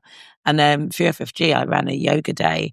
We ran a wellness day, and I had men come to it, and I actually, it made me actually go, I can't gatekeep this, because the men were like, oh my God, I never realised how stiff I was. I can't believe it. I go gym all the time and I got into my body, and I can't believe I meditated 5 minutes. And I was like, you guys need this too. Do you know what I mean? So I think it is important. It's almost like the problem with racism. It's like, we talk about it with black people. It's like, this is a white people problem. Like, racism is not a black problem. It's actually not our problem. We're just walking around living life. So it's like, we do need to open up spaces, because like, women can talk about female problems to do with men, but it's like, actually let men into the spaces, let them hear the problems, that the situation that's going on and where we are. And then we all get further, right? I think we do safe spaces, gendered, and then come together. And we need to find spaces to come together as well. Yeah. All right, let's get on to motherhood. Yes. The trenches. The trenches. Oh, it's an interesting one. All right, so I want to start with Emma. How do you pronounce her name? Emma Greed. Emma Greed. I just go over Emma Greed's one. Oh, that is a different session. Go on, Dean. Let me just go over Emma Greed's one, because I don't know if my take on this is controversial or not, or if you guys will agree. But Emma is always talking about like work-life balance, and it doesn't exist. It doesn't. But also that you can be all things, but there's a time for it as well. I disagree with her on this. So I don't like the sentiment that she's putting out there around this. I feel like when you are a mother and you've chosen to be a mother, all successes, there's a trade-off. And I feel like you can't do it all, and there isn't a time because you've got a window of bringing up your children. And I think there's clips where there's people being like, I missed this day and I missed that day and I couldn't be there because I had to work and I wanted to be there. And she's like, yeah. And I feel the sympathy, but also I feel like that's the trade-off in being a mother. What do you think? I watched the podcast episode, I think she was on Diary of a CEO, and that went viral when she was like, work-life balance is your problem. And I was annoyed, not because of that, because that clip, lots of people don't go on and watch the program. No. Yeah. After that, she said, I don't run a company where I micromanage. We have an expectation that you do take your child to the dentist, that you are at the school play. So what she was saying is, and I think what she was saying from what I recall was relevant to how she runs her business. She runs her business whereby the people who work for her do not work at the detriment of their families. Right. But I think when I'm saying I was annoyed, that overshadowed what she said. And when people want to pick and choose the parts they lean into, if you are an employer who wants your teams, your talent to dedicate their life to work, you will run with that part. Yes. What she was talking about is, and there's no such thing as work-life balance. In my book, I say that. I talk about work-life harmony, and now I talk about work-life integration. And the reason I talk about harmony is because sometimes the harmony is going to swing towards work. Sometimes the harmony is going to swing towards your home life. Yes. But if you notice, work-life balance is very gendered. It's always aimed towards women. Most definitely. And what I see with women is, for this balance, we end up trying to spread ourselves thin all around the place. when you understand work-life harmony, integration, whatever you want to call it, you can then start being proactive and saying to, if you've got a partner or the people around you, work is really busy at the moment. For this period of time, I'm going to need support with the picking up, the dropping off, the extracurricular activities, whatever they are, because work is really busy. Like, I'm a single parent, and there were times where my background is social work. There were times I was going to court, and I was going to pick up somebody from school to take them to foster care. I'm not getting home till 1:00. And I would say to my child, you are always my priority.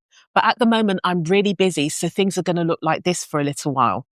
So that she understood, as best she could at her age, that I'm distracted by this, but the moment you need me, I'm coming back to focus. It enables us to advocate for ourselves. So I agree. A lot of womanhood is conflated with martyrdom. This idea of work-life balance. I remember when I used to have this foster family, and the mother would be like, I haven't bought a new coat for years so that my children can go to private school. I haven't done my nails. It was like a badge of honor. Yeah. Oh my goodness, she sacrifices herself. Oh my gosh. Do you know, sorry, as a single mother, and being a single, the first out of one of the first out of my group, unexpectedly. And I remember I didn't know anything else but to do what I wanted to do. But what I was also very sure about is that my child is going to get the best of me wherever possible, where I'm cognizant, she's going to get the best of me. An amazing daughter. She's such a lovely young woman. Thank you. She's such a beautiful parent. Thank you. Such a lovely woman. But that was because of everything I'd experienced. And I was like, what for what it's worth, she's going to get the best of me. I didn't always get it right. 100%. But what I also didn't do, because I had a friend who, I can't do anything because the baby's sleeping, so I'm going to wait till baby wakes up. And I was like, that's not me. And sometimes that kind of feedback was kind of, I felt, was it a judgment of me? Because you know what I'm doing? First of all, I'm trying to work. First of all, I'm trying to get my flat sorted. These times I'm going between Mitcham and West London trying to sort myself. And my baby was I always said Emma was my handbag. She was with me. And I love that that you're talking to your daughter and saying, this is where mummy's at this moment. Yeah. I don't think I didn't necessarily always articulate it, but maybe I did more show, not tell. Yeah. But you're going to be with me where I can. Yeah. I'm going to, if I can't be with you, you're going to be with as close to family feeling people that you can. If my mum wasn't about when she lived in Ghana, I had tried to get childcare that was as family feeling as possible, so she felt like she was not far from her mother's hand or whatever. Yeah. And it was just it's those outside sources that can make you feel like you're a really bad mum, can make you feel like you're doing the worst job. But I was like, I never knew not to drive for my ideas. I wanted to do hairdressing, and then after I realized, okay, I've got a child and I have to change it up, I wanted to be a journalist. I had to be successful. I had to have my career, and I never ever thought that having a child would hinder me. And in that, I was like, well, my daughters can't be like me, who was fostered, who had to stay home alone because mum had to work. My dad's absent. I'm a single mum too. So I had to be like, well, how does she get the best of me whilst I'm showing her that you can do the hell you want. Your tits aren't going to hold you back. Yeah. Your skin colour's not going to hold you back. Yeah. Your mother's madness is not going to hold you back. You've got to be able to live in your purpose. And I think that we are superimposed on what the ideals of motherhood are. And I refuse to hold myself back from that. I went walking with my daughter before she went off to university, and I was talking about a time I took my nephew swimming, and I had been looking after myself. I usually hate swimming. I was in the swimming pool with him. I noticed he was hungry and he was slowing down. So I said, come on, let's go. And I could have played for ages. And I said to my daughter, I felt bad because when we went swimming, I just felt like I was like digging the dregs of my energy to be present. And she said, I never ever felt that. And in that moment, I was joyful, but then I was also saddened because I wasn't taking away from her. I was taking away from myself. Yeah. So there was this constant state of depletion. And so what she experienced, and, you know, my mum is great. If my mum wants to do something, she's going to do it. If my mum wants to leave something because it's not working out, she's going to leave it. If I say to my mum, I've got this idea, she's like, okay, great. How are you going to do it? There's no sense of, oh, are you worried about this or whatever? So what my daughter has seen is if I want to do something, I'm going to go off and do it. And I'm going to think about what I need around me to support me to be able to go and do that thing. So it's really important lessons. And if you role model, the moment my child is up, I've got to put my stuff down. What you're role modeling is a pattern of martyrdom. Children see what we do. They don't hear what we tell them, as we know. Yeah. They don't listen. They observe. I say that minimum. And this is the thing. So, I have a daughter. I've got a son and a daughter. My son's 11. My daughter's 6. And for me, it's really important. I'm aware that I am their example. I am their first example of woman. Yes. So the version of me that is going to raise them is going to be a version that they base a lot of how they perceive 50% of the world. Absolutely. In, right? Yeah. So that is for my daughter. Like you say, I don't do anything martyrdom.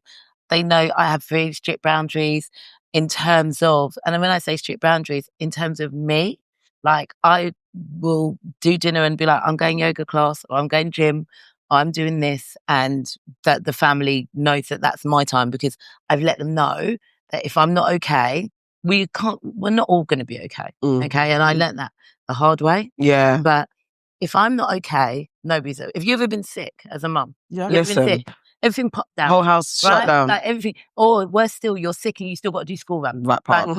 So this is the thing. Sick don't exist. Okay, that's what I'm saying. If you're not okay, but that push through, that thing of pushing through, of going, oh, I'm just going to still keep going, it leads to breaking. Yeah. We call it burnout. We call it whatever. For me, it was Maudsley. That's a whole other podcast. But like, I've had a psychotic breakdown, because I was just doing the most all the time. Yeah. Like literally running 20-hour days. Yeah. You know what I mean? Trying to be all the things. You know what I mean?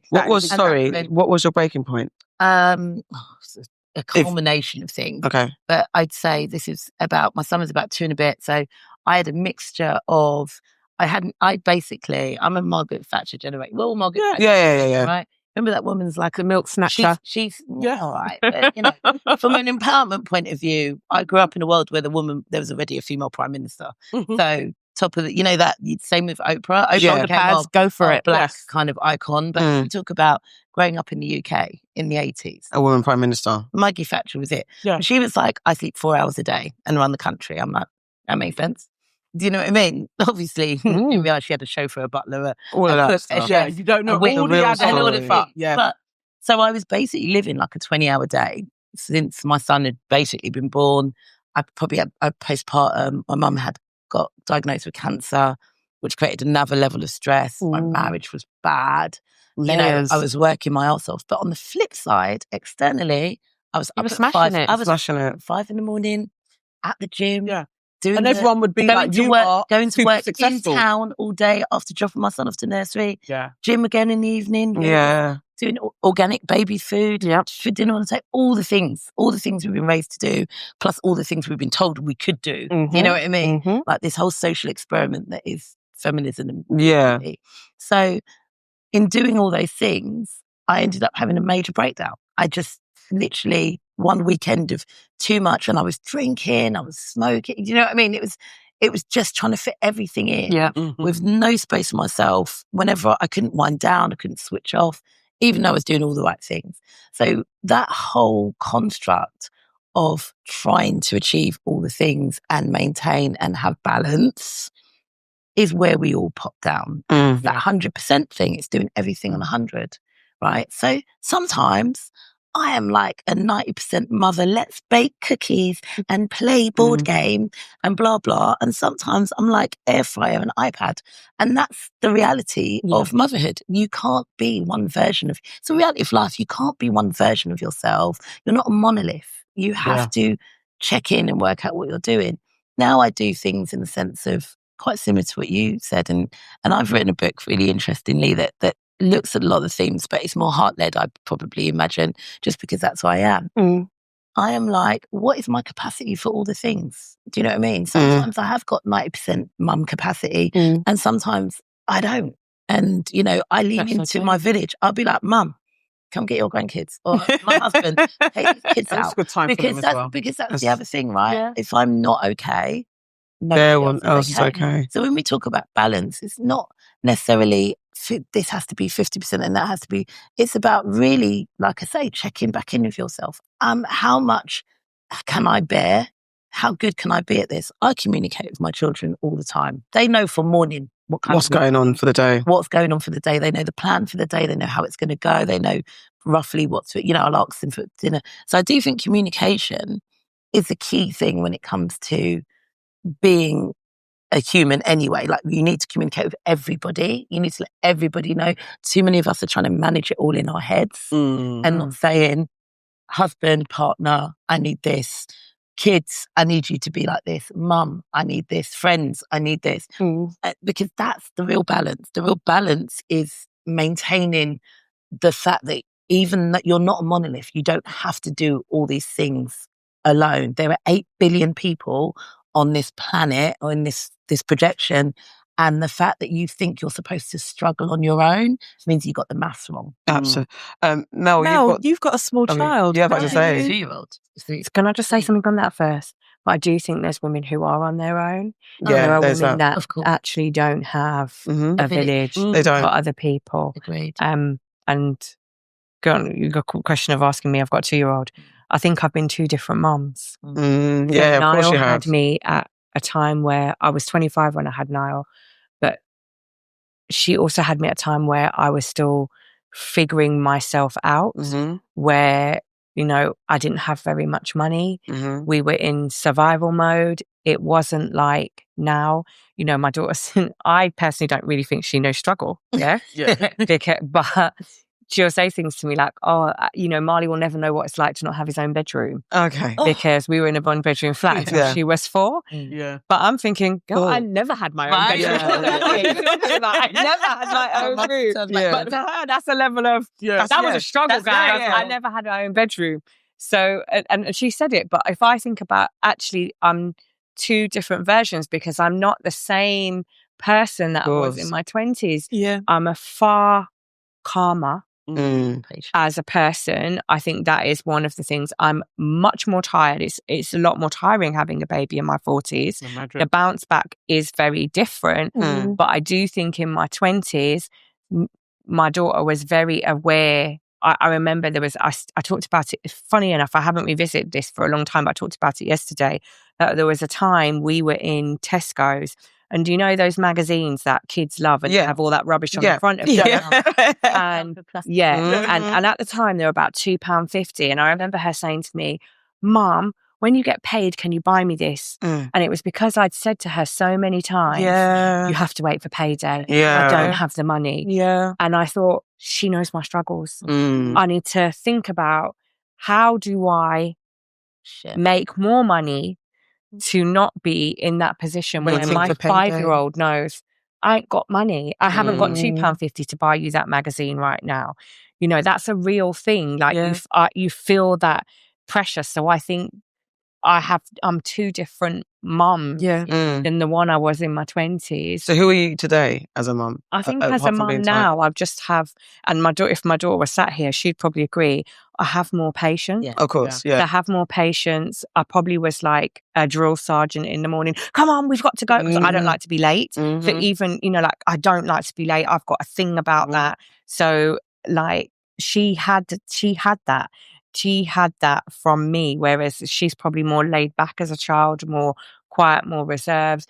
I just even think I've grown in myself as a person. Like, I've worked a lot on my own trauma and the things that I've been through. My mum was schizophrenic. Okay. So I think having a parent, when I had Niall, my biggest worry for me was that was going to happen to me, that I would become unwell. And so learning my way through that, actually that isn't me. And I'm able to work on myself and deal with that trauma. I think that has helped. And I think she would say that. She's like, Niall, Marley just is like, he's a bundle. Yeah, he's just so happy, but he is a 2-year-old who absolutely doesn't listen. He does. Their favourite word is no and mine. And I look at him and I say, bro, go to sleep. Tired. And I look at him and I say, people pay and they listen to me, but not you. But how does that affect you as an entrepreneur, businesswoman on a day-to-day? Because I'm like, it could never be me because I'm done. So I had one and done. And now if I was to get caught, it would be a caught out. And you know what? I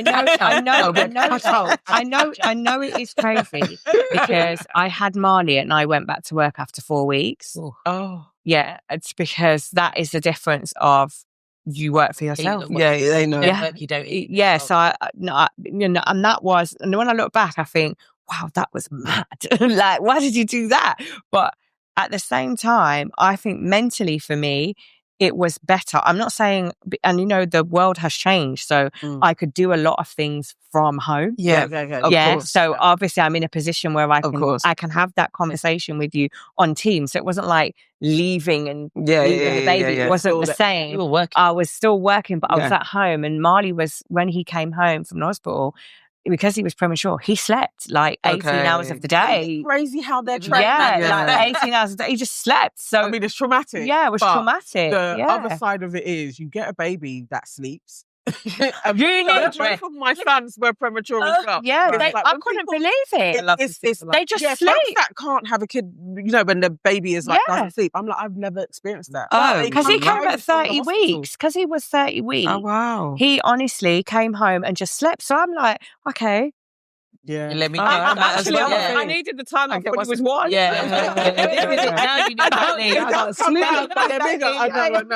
When they're first born, 2 weeks. Yeah. So wow. I think there is a big difference of having of the mum that but the thing that I would say about me and my daughter, and rightly or wrongly, I raised her as we're a team. Yes. We're a team. Yes. Like we're a team. Like when I hear her talk about me, I'm like, oh, me. Like we are a team. So ultimately that has come from my learning, and I've actually learned a lot from her. Yes. As well. 100%. I've learned a lot from her about her, like her boundary setting, her emotional intelligence. She has a lot of that. So and also she is a great support with me. I mean, when she found out I was pregnant, she was like, you're still having sex. Like, you're old. The people in their 40s do that. Like, we're in our prime, babe. She was horrified. She was horrified. She was horrified. And then she was like, so I'm going to have to share my inheritance. Yeah. Wow. And then she said,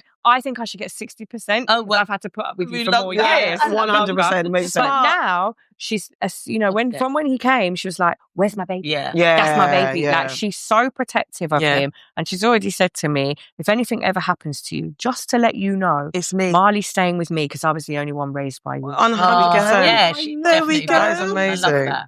Is it 18 years? 17 and a half years. Good grief. Wow. Well done. Hats off to you. Thank you. It has, it's a blessing. Yeah. To the marrieds, what's that like then? Because we're talking about the kids, but you're also wives. Yeah. Wives with intention and ambition. We're not stay-at-home wives in the kitchen with barefoot and dressing gowns on and you have curlers in. You also have hopes, dreams and goals, and you're living that life. How does that conversation go with your husband? How do you navigate that?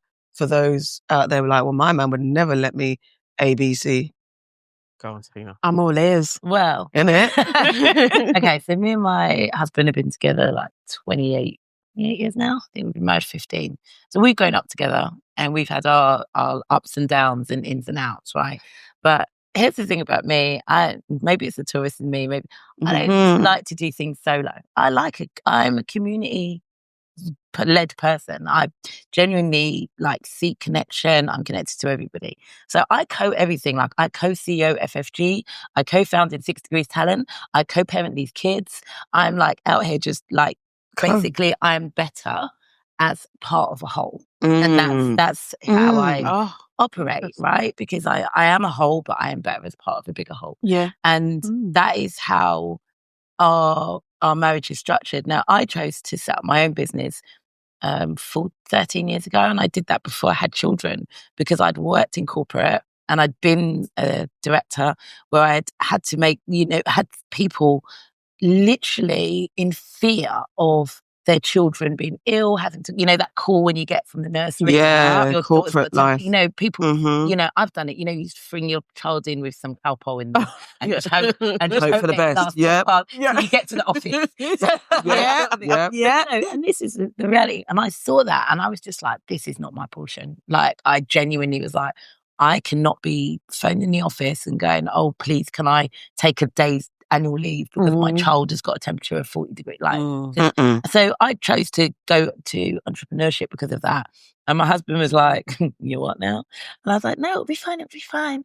But genuinely, that support structure of me going, look, I'm going to give up this 6-figure job that I've got to go and set up on my own. And giving myself the one way to do that based on the fact that I wanted to be that version. That was the version of motherhood I chose. You wanted to show. I had my first child at 33 and my second at 38. So I started relatively late, given I found the man at 16. I took my time, needed to make sure he was the right one.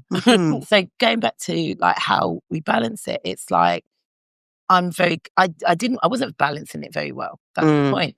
I was trying to balance it. That's the point. I was trying to do everything at 100. And when my son was 2.5, I did 3. I have a nervous mental breakdown.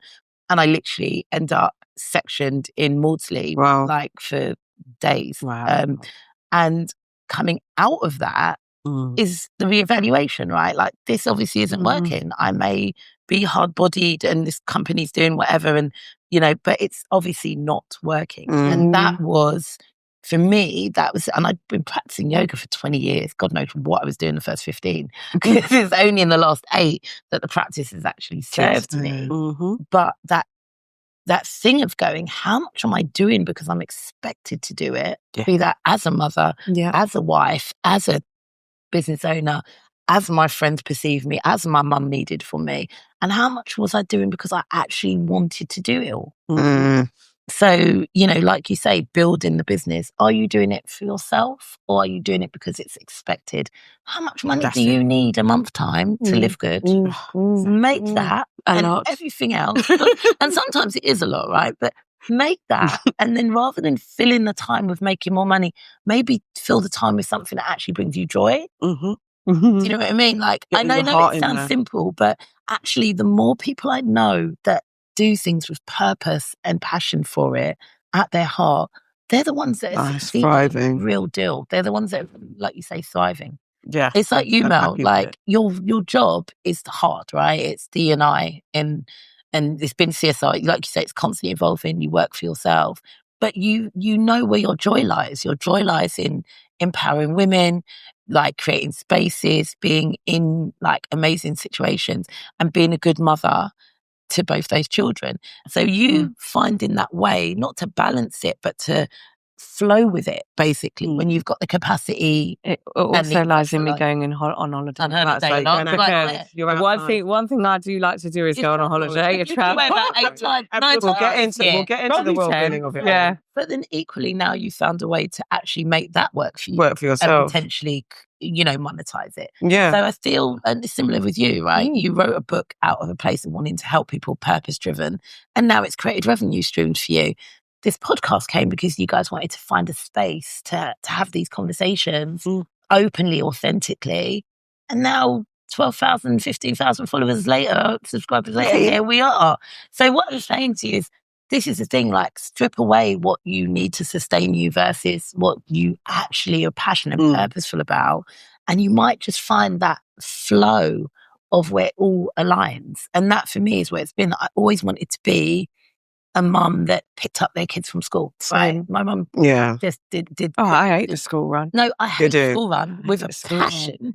And I literally go as a roadman. But I wouldn't know I am like hoodie, glasses, buffer jacket, things I don't even wear normally. I just literally like to be like that. And they know I'm not that person because I like coaching everybody on the way to school.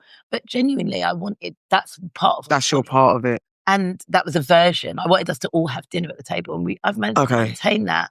Have I compromised a few thousand pounds a year? Yeah, but my children aren't going to be this age forever.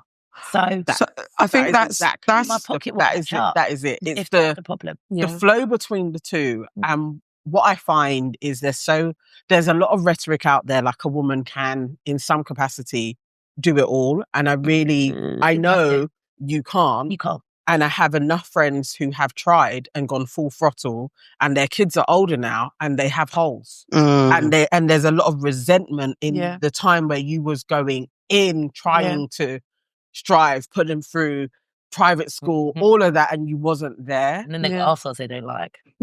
This is it. I said what I said. It's actually crazy. And I feel for women, and it's just like, it doesn't have to be that way. Like, you will still be successful. Like, measuring success on money, and it's just like, it's so soulless. It's empty. You're going to end up empty. Exactly. And you see people that are. So what's the final bit on this?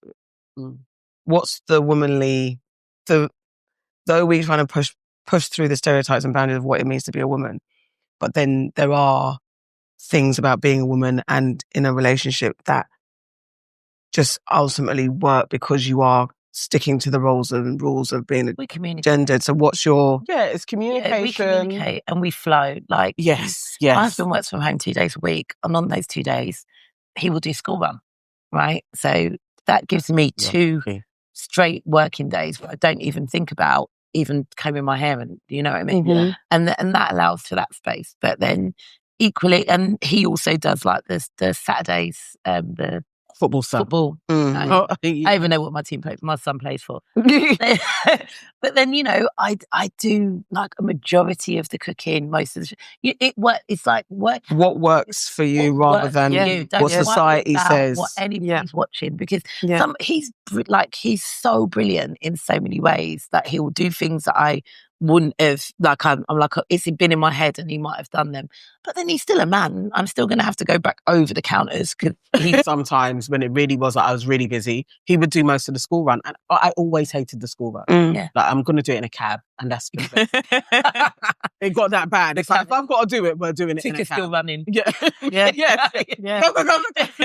One of those. But yeah, I would say that's my space. It's very feminine. And I like, it's taken us a while, but I like that I can actually really get into that space, because for over a decade, it felt like it was 2 men. Oh, really? Yeah, because money-wise, it's like, I'm paying the bills, and there is I'm doing, and I have to make, and it was very aggressive. I could feel it in myself. We were talking, and he would help me, but I could feel within myself, I was very testosterone-led. Yeah. Really? And so now, in this era, I can sit there and have patience and have 2 boys talking at me and a husband talking, and it's like, oh, let me just listen. Yeah. Because there isn't so much of, I've got to get this order done. I don't have that frantic. Okay. And that's because you pivoted from running your... Before I got to the total breakdown, burnout, luckily this pod came. I would have had that. Found passion. But it was like, oh, all of that kind of could go, because there was something else that gave the release. This is it, right? Because it becomes work and home, and it's a versus. And I was in the home working. But sorry, just because that goes back to what Oprah... Maybe I'm trying to find some salvation. I don't know why you... In Oprah, in finding your passion. Though, I had a conversation with my brethren. They were like, fuck Oprah and that passion shit. It fucked the world. However, because I lent into that, not because of her, but when I listened to my mum always saying that she regretted coming to England, listening to her dad and becoming a nurse when she loved catering and she wanted to do stuff like that. Yeah. So that was my cross to bear. And that was like, I would, regardless of life, anything, I'm going to do what I love. Similar. And leave into that. Exactly. And that's kind of part of the find your dream, find your passion, because being stuck in a rut because society says A, B, C, or because your husband says that, or your kids say that, then you're just a sad shell of yourself. But you have to lean into yourself with it. I had that with my mum. I didn't know, because most of my family have always been self-employed for my time being here. So our family setting as a Ghanaian family was very different. And one time my mum was just saying, like, I always wanted to be a photographer. Oh, wow. And I was like, wow. And she was like, no, they said I should be a nurse, but I don't like blood. So I failed at that. And then I was good at being a machinist. So then when I got here, your dad was like, go and work in a factory. So I did that. But what I wanted to do was be a photographer. And it's just like, oh my... And so her just saying that, I was like, I will never just go and do something. Because, you know, as they get older, you see that bit of like, I wish I had done something else. I think sometimes when we try and turn our passion and purpose into the thing that sustains us, then we undo the point of what it was for. Yoga is my passion and my purpose in some ways.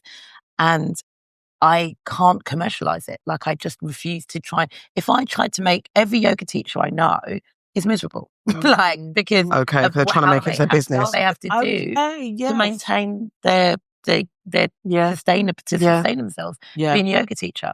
So I don't want that. I don't want the thing that I love to be the thing that becomes a burden to me because it's not making me enough money or because I have to do it outside of that. So even when I teach, I do it. Like I said, I used to run a class on a Monday at 8:15 for women only, and it was very chilled. And, and I had capacity for that because I got to write the class, practice the class, then go through it again. Do you know what I mean? When then I didn't have time to do my own practice. So suddenly I'm doing myself out of the thing that I was actually loving. So, she might have picked up that camera to become a professional.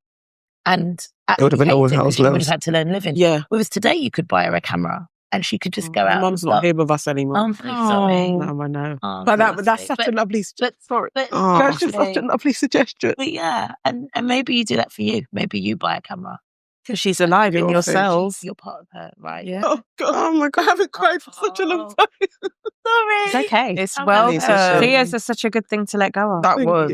She died in February the 1st. My mum died. Oh wow. Yeah, it'd be 2 years.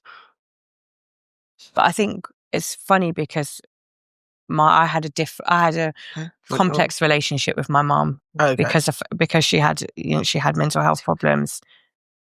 And I think what it did for me was it brought up a lot of childhood trauma. Right. I found this season, I don't know if it's the nights are getting darker or it's getting towards Christmas. Something about it has made me feel like the grief has almost come back. Oh, yeah. Okay, no, that's a thing. Yeah. The resurfacing, but I feel like the gaps are longer in the. I'm fine. But yeah, it feels longer now. 2 years on, but then it comes up and it's like it was yesterday. I feel that the triggers become different. Have you lost as well? My dad passed away last October. Okay. And I feel like the things that triggered me in the first year, like are less so now. Like I think we were quite not lucky, but we've once you've done a year of the Christmas, the Easter, the birthday, the first milestone, those milestone type moments. But it will be little smaller things, but it's not as tough a trigger. I find Mother's Day the hardest. Okay. It must be. I find Mother's Day the hardest. I think it's not even just that. It's because, and maybe this is like, I try not to go on social media on Mother's Day because it just feels too much for me.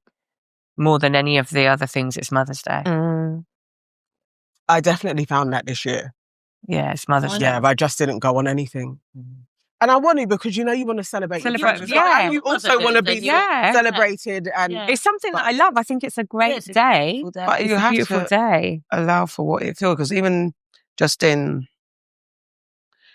when I'm speaking, because I'm like my mum's, and I'm not scared. I am scared. I'm scared. I'm not scared of because I think I went around the other day and I was like, you look a bit old today. And my mum's quite... When you see them get off a chair. And just something just in her face was a bit, you look a bit older today. And my mum is actually, we've got youthful genes. So she doesn't look her age at 83 years. And so that was a bit like, a little bit of a thing. Yeah. And even when I'm speaking about my mum and I'm conscious of it, I'm letting me be normal because I don't want to over patronize or... No, I love hearing you talk about your mum. And then sometimes in my head is like, let me dial it down or think, because you're just being conscious of people's experiences and what they're going through. It actually helps. Yeah, well, you just... It brings up my own memory. Yeah. And it's always love under the grief. Like, I always tell myself that. Like, I'm only baby girl. It's probably because Christmas. Yeah. That's what I was saying. It's loaded. It's loaded. It has been on my mind. And you said that this year's going to be your first... one that you said you wanted. Yeah. Which is crazy.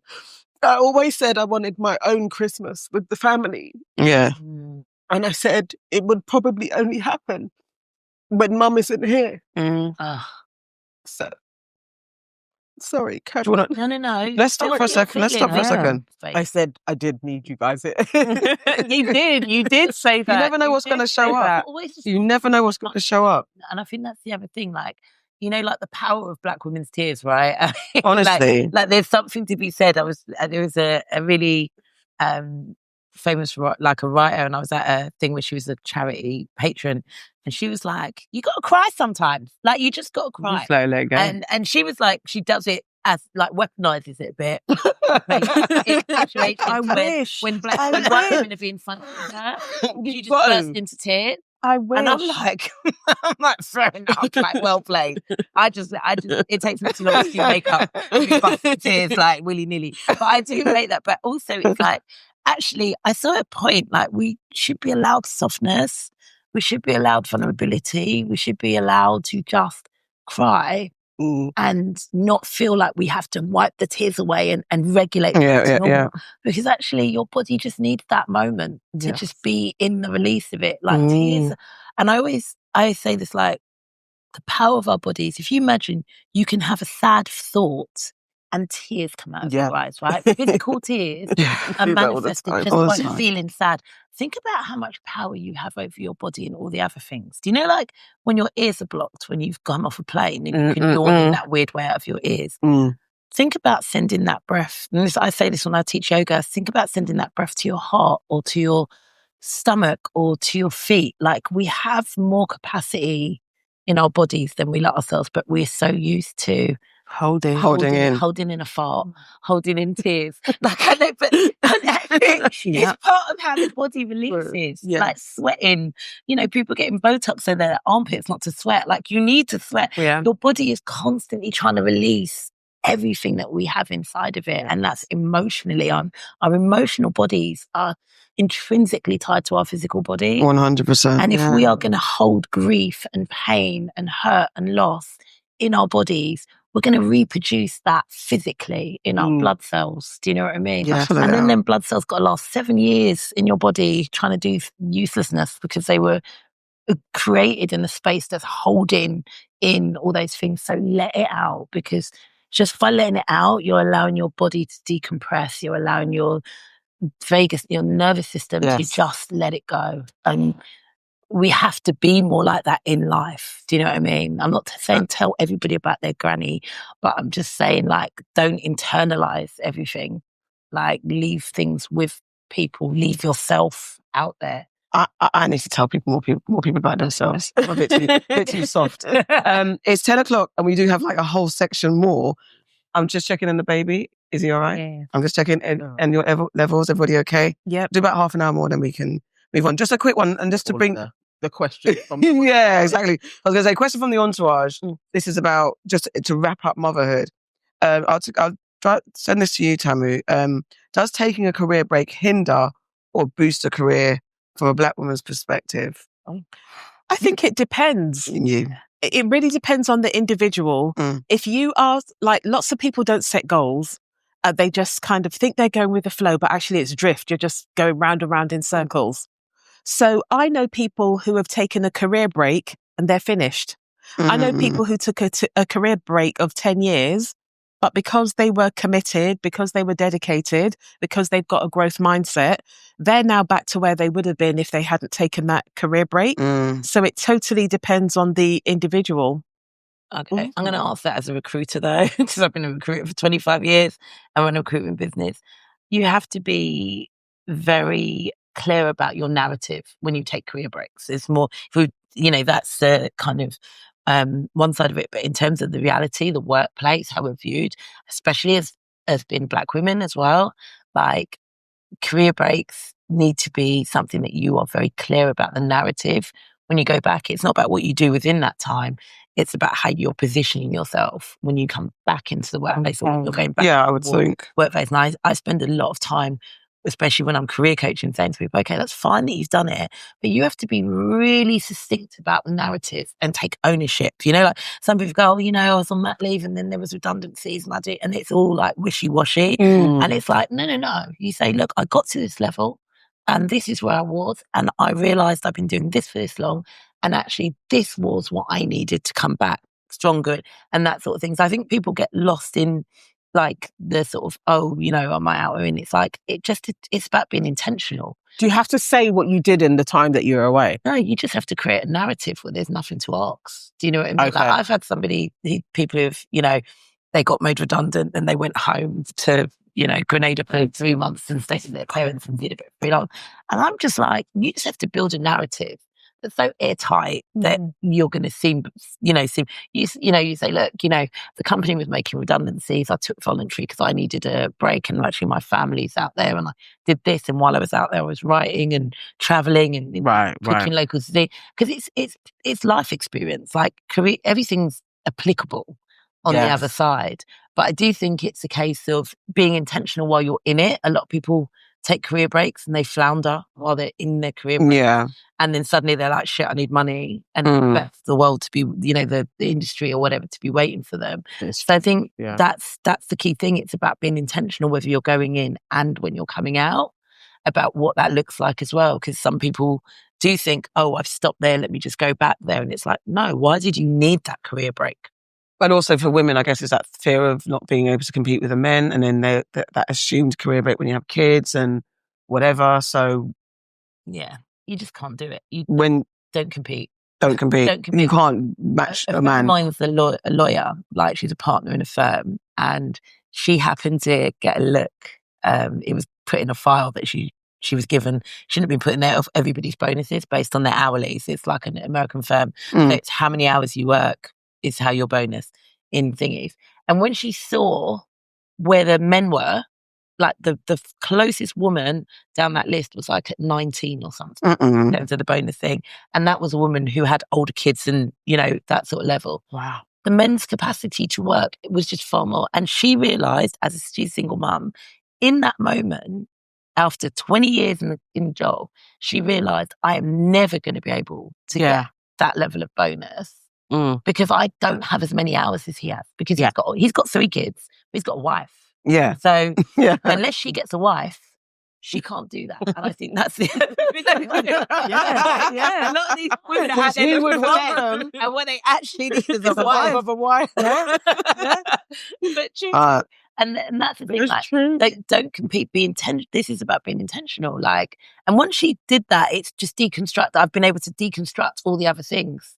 Because in her head, she's like, I should be able to do this for 1,000 hours. But you can't. Get that top bonus. No, you can't. And it's like, but your 70k bonus is enough. Like, why did you need it to be that extra for any other reason but competition?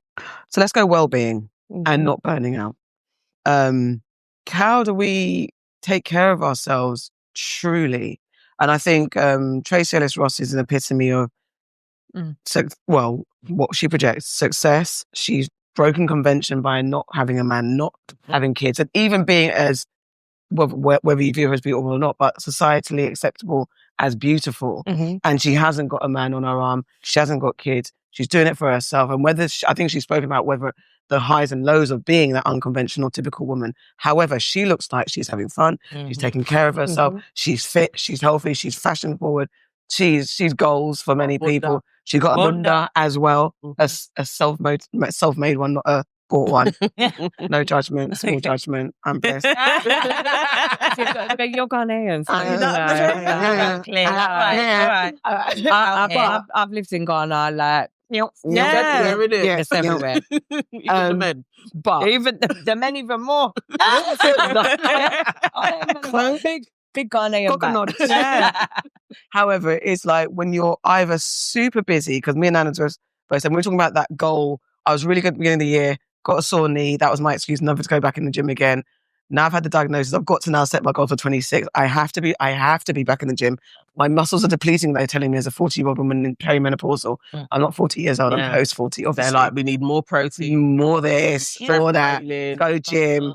But I need to also, the business that I'm trying to grow here, it's not there yet. So don't even get me started on this. But okay, so Davina, your work blends yoga, meditation, fasting, and coaching. What does self first look like in practice for women who feel guilty about slowing down? Right.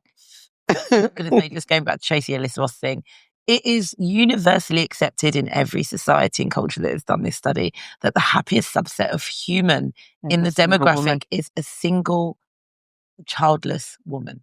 They are the happiest everywhere. The happiest really? China, like Europe. That is so crazy. Unfair. Facts. Everywhere. The happiest subset of humans.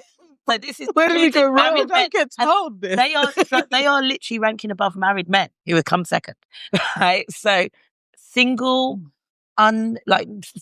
childless women are the happiest subset of society. So please know that Tracy Ellis is basically just the poster child. She's living of happiness. For the truth, okay? Tracy, come on the show, talk about it. Come, teach us it's too late for us. Teach us your exactly. All of us. We done bust up the wounds. Yeah, man. Okay. But jokes aside, so that's the first thing that you have to acknowledge. But then if you actually examine what that looks like, it means unburdened, free to do your own thing without anybody coming to mind, because that's the way it comes down. She's liberated every time. Even if I am doing something for me, I still got to think of the kids first, and my husband as well. Do you know? I don't have the privilege of just waking up and going, "Oh, dabs, let's do dab." Do you know? It's not a thing. We just have to acknowledge that before we even begin about fitting in wellness and things. Here's the second thing: do not make any January resolutions. Okay, thank you. All right, I won't. It's a survival mode month. It is not a start thing. I am think about the seasons, right?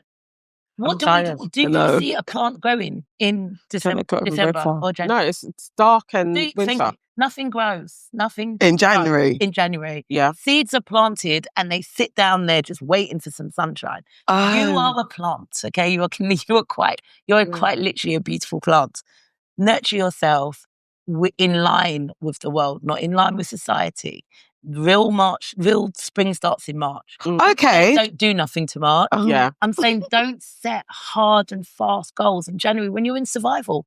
You've just gotten over Christmas and New Year and everybody's struggling. Do you know Blue Monday? The most day of the year. Highest suicides, highest divorce. Oh, yeah. Third Monday in January. Why you think your diet's going to work? We said it here. Healthy ambition is adventurous, it's curious, it's awe-inspiring, it's opening rather than contracting. So healthy ambition is I'm driven to do this thing. I am pulled towards doing this thing. And it's in a way where you can have boundaries. So when I'm not in healthy ambition, that's when I'm at that damn desk from 7 a.m. to 10 p.m. When my daughter was going off to university, I was creating a new program. She's like, Mum, I'm so worried I'm going to come back and do it and still be behind that desk. And because at that point in time, I was like, I want to make sure there's no gaps in my income. I was really driven by making out, it wasn't my survival, but I was making out like it was my survival. So healthy ambition is about flourishing, whereas unhealthy ambition is about survival. That's when you find yourself proving. That's when you find yourself with a narrative about I'm only as good as my last piece of work. That's when you're kind of, when I wake up, I've got to do this, I'm going to do that, I've got to do this. That's not a healthy form of ambition. When I can't switch off from it, we all love, I hope we all love our work, and we might have a really bright idea. I've got a teeny tiny little notebook and I just write my idea in the notebook. If I come back to that idea and it's still banging, then I'll move forward with it. Some of the ideas are just nonsense. It's ADHD impulse. It's not going to do me any good. But a healthy ambition, it feels regenerative. I can do a really solid day's work and I go to bed tired, not absolutely depleted. So when I go to sleep, I have a good rest. When it is unhealthy ambition, I'm going to bed and I'm just taking that anxiety from the day with me, and then I'm not sleeping well. The sleep is broken and all of this kind of stuff. So to sum it up, I'd say healthy ambition feels like, when you see children playing and they're having a really good time and they start taking risks and they want to do a little bit more and they lose all track of time, that is healthy ambition. Unhealthy ambition is when, despite the time, you keep going. It's that, I've just got to do one more sentence, which turns into one more paragraph, which turns into one more page. And all this time, you need to go to the toilet. You haven't drank anything from morning and you didn't even realize you were hungry. That's when you're in the unhealthy ambition and you're really you're irritated by things that normally wouldn't irritate you. Deregulation. So how, and then Mel, how do you navigate, because you guys, all of you, I'll direct this to Mel, all of you can answer as well after Mel's spoken. You're taking on so much from us. So we're coming to you to offload, and you're kind of shape us, tell us how to be. You're hearing stories, you're hearing moments, you're seeing maybe things reflected back at yourself. How do you then manage yours? Especially as you lot are the caregivers, you're helping us. For me as a coach, I'm not telling you what to do. Right. I'm just helping you unlock what's already inside of you. Right. So I think my coaching practice definitely changed because there's a difference between mentoring and coaching. So for me as a coach, I'm helping you unlock what's already there. So all of the answers are already within inside of you. Sometimes you need people to help you unlock that. So it's not about me telling you what to do. That's not what I do. It's helping. We might go on a journey together. We might map out what it is you want to work on. So I agree. I don't believe in setting, this is what a new year goal for January. Yeah. Fine. Set yourself goals. Be disciplined about those goals. Have someone hold you accountable. So I run accountability spaces. And some of that is about, actually, you can have a conversation with each other as friends and you'll say, I'm going to do this. But it's really hard for you to hold that person accountable, right? Because ultimately you can say, you know what, this week I didn't do it because the kids did this. And all we do is put a lot of excuses about something we really wanted to do. And we watch other people execute it and you think, damn, I wanted to do that. I wanted to do it better. Or, you know, and your friend says, oh, it's all right. You know, like, so for me as a coach, it's not, but it's true. It's true, right? I run enough leadership programs to know that is the case. So for me as a coach, it's not me telling you what to do at all. It's helping me helping you unlock what's already. So that protects you from absorbing too much? And no, because obviously, generally, sometimes, you know, like in a coaching conversation, you have to, like, there's lots of times where things come up, right? Lots of just things that people might do in the workplace might stem back for their childhood. There might be a time as a coach where you have to realize, actually, what you need here is not coaching. It's therapy. It might be counselling. It might be therapy. You know, that is for me and from a professional coaching standard, that's, you know, the boundaries I have to work within. Like, my coaching clients are not my friends. Right. We don't have we're not friends. That's not what I'm doing here with you. But I think it's almost like you do help unlock that person. Let's go questions from the entourage, then it's a free for all for all of you. What are the key signs of burnout for people to notice, to call out? When do you like, okay, you know what? It's time. When the brain is, when you can't shut down, when you can't shut off, when your brain just won't allow you to stop thinking about all the possible scenarios. It's like you're quite literally living a virtual everything, everywhere, all at once. You're trying to predict and control too much. It's a controlling nature. It's trying to control the outcome all the time. So you find yourself locked in a cycle of trying to control the outcome. The outcome, obviously, it's out of your control anyway. And for me personally, and for a lot of the people that I kind of work with, I usually see it in women as well. There's something behind the eyes. And also when you find yourself actually leading with those things, like somebody will say, how are you? You go, oh God, I'm exhausted. Oh my God, I'm so tired. I've stopped doing that this year. It's like an internal alarm bell. It's like your nervous system is trying to actually tell you that. And that's how you respond. And that's, you know, usually the point where I go, are you tired? Like, are you sleeping? And then they'll go, oh, I am sleeping. It's like, so you're not tired, you're exhausted, you're internally exhausted. And that's the thing, it's nothing to do with the physicality of where you are. It's mental exhaustion. And I think we know it because there's an element of everything's on the edge. Say the smallest thing will set you off. Cry, not tears like today, but I'm saying it will be something that you'll get angry about that you wouldn't normally. It's overreaction because your nervous system is in a fight. It's shock. Oh my word! Literally all the time. I'm always like the nervous system being shock thing. You can tell honestly when it can be even you're half joking. And you can see in the person's eyes they've really taken it personal. Oh my God, I know you're at that stage. Even spotting somebody when you know they are going to hit burnout, you can You can I find that, it's an energy. And it's an energy. You can't tell them because they have to figure it out for themselves. Or most people don't hear you. Yeah. Like what you were saying, but if you say, you do come across like a hater. Yeah. I haven't found the way to, when somebody's there, to really be like, honestly, you need to stop. They take it personally. Yeah. Because they are doing the best. You have to help people. I know, and that's the thing. Like I say, it's about being heart-led. I'm that person, but I will be like, sis, are you all right? Yeah. And they'll be like, yeah, I'm fine. And you can hear it. And it's like, yeah. And I'm very much like my book is about... What's the name of your book? Because you just said my book. I know. The reason why is because my working title is The Shift. Oh, it's not out yet? Yeah, no, okay, fine. It's published. That's the whole thing. God, that's the whole thing. We can talk. Yeah. That's the whole thing. But, and the whole, for me, I'm so sick of us setting these hard and fast, gotta hit them rules and goals, because all it does is create a self-perpetuating cycle of goal, pressure, maybe not hitting it all, then feeling really bad about it, then being really unkind to yourself. It's too much. You go on the it's cycle. All too much. Mm-hmm. And I say to people, like, what are your ideals? What's your best case scenario? What do you need from this? As opposed to, right, I want. It's about really like pulling out the competitive or structural nature of it and saying, okay, you want a new job, but what do you want a new job for? Is it just the salary? Is it just because you need to be somewhere? Is it just for the title? It's about understanding what it is you actually need as opposed to the things you just think you want. Because a lot of the time, they are not the same. That's fair. Yes. Just ask yourself loads of questions. You want to talk about how we start unraveling that.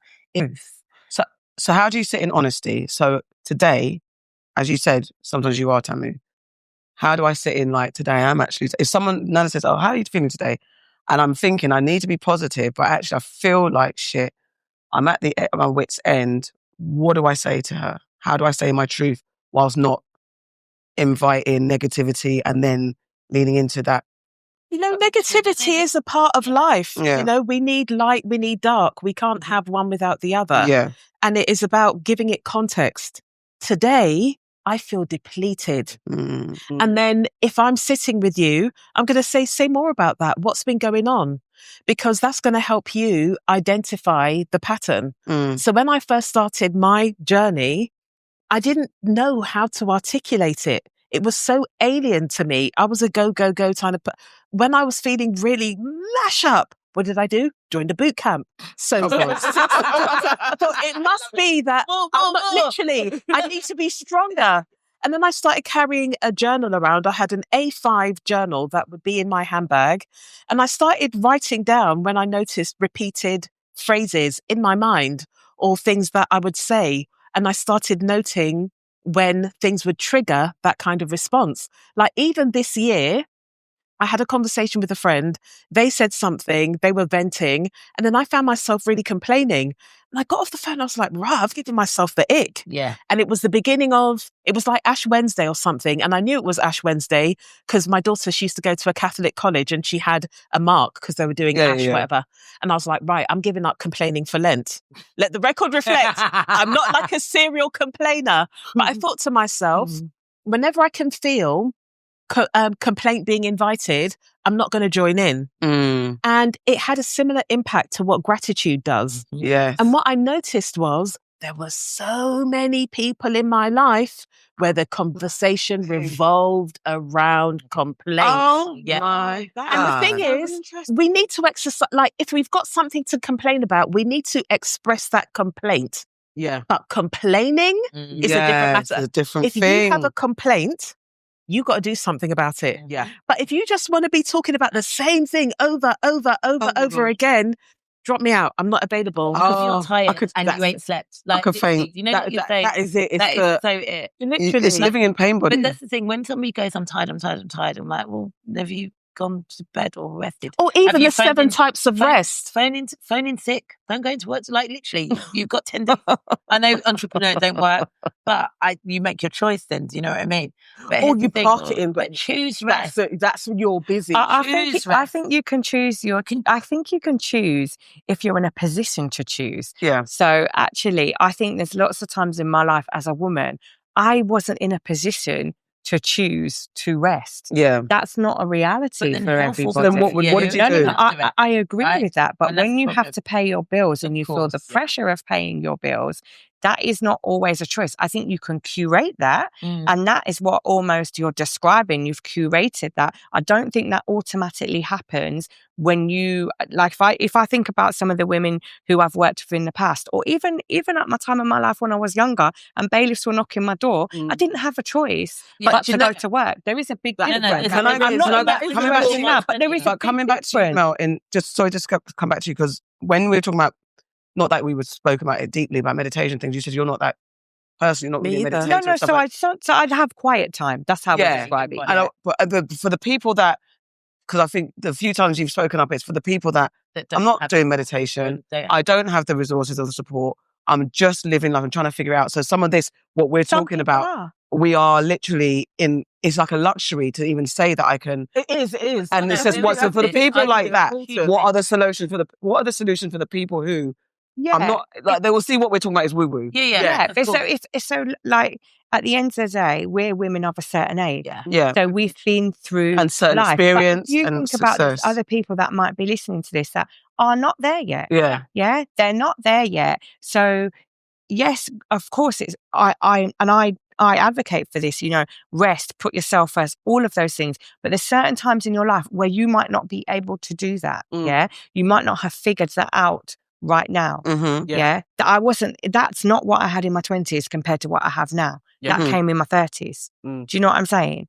So I do think there's a point of being realistic when you're saying, yes, you do have to, I do agree, you have to prioritize rest. And also what I could do in my 20s, actually I could do way more. Exactly. Yeah, I could do way more. What is the bite size? We had that during my 30s, though I had my kids back to back when in my 30s, but still I'm definitely triggered by Cardi B at this moment in time. Yes. Schedule. Listen, we're worried. Me off. Like, too much time. I can't look at her because I definitely, so I had my son and I had my business. I started my first business in 2007. So my son came 5 years in and I'm properly out here selling on eBay, like doing the thing. And then it was 9 months later, I'm pregnant again. Sex drive. From not being able to conceive. It's like, they come all of a sudden once that opening happens. And 2 small toddlers, I don't even know if it was 4 weeks. I just went into work. Yeah. I just had to carry on working. I was still making stuff and then I worked for the council and I had 2 babies and it was just, you've got to work. You need money. You need to that was a moment. The season you're in. Yeah. It was a moment I had to go on that. Yeah. But she triggers me because at the same time, I'm like, I don't even feel, the postpartum probably was there, but I was so, we need money. I've got literally 2 babies. If I didn't have my mum helping, I don't know where I would have been, but that is really real. There will be people watching this. Do not have a damn. Don't have anybody. I didn't have a mum to help. My mum that was not something she was capable of, and all of my family live in Birmingham. So I didn't have that. It was me. And your friend. So with my daughter, I can't just say it was me because her dad and I separated. But he is an active parent. He's an active parent. Yeah. Let me not call him. It's not about being a dad. He's an active parent, and as was his mum. So his mum was a really great support for me. When I had my son, I was married, and the difference is, obviously, I don't have my mum, but all of his family in St. Lucia. So there's a big difference, right? So the support that we have, the village that you described, not everybody has that. That's why I'm saying when we're talking about rest, that is depending on where you're at in your life and what support you have around you, especially when you have children. Yeah. But can I just say though, our nervous system is a wonderful piece of technology.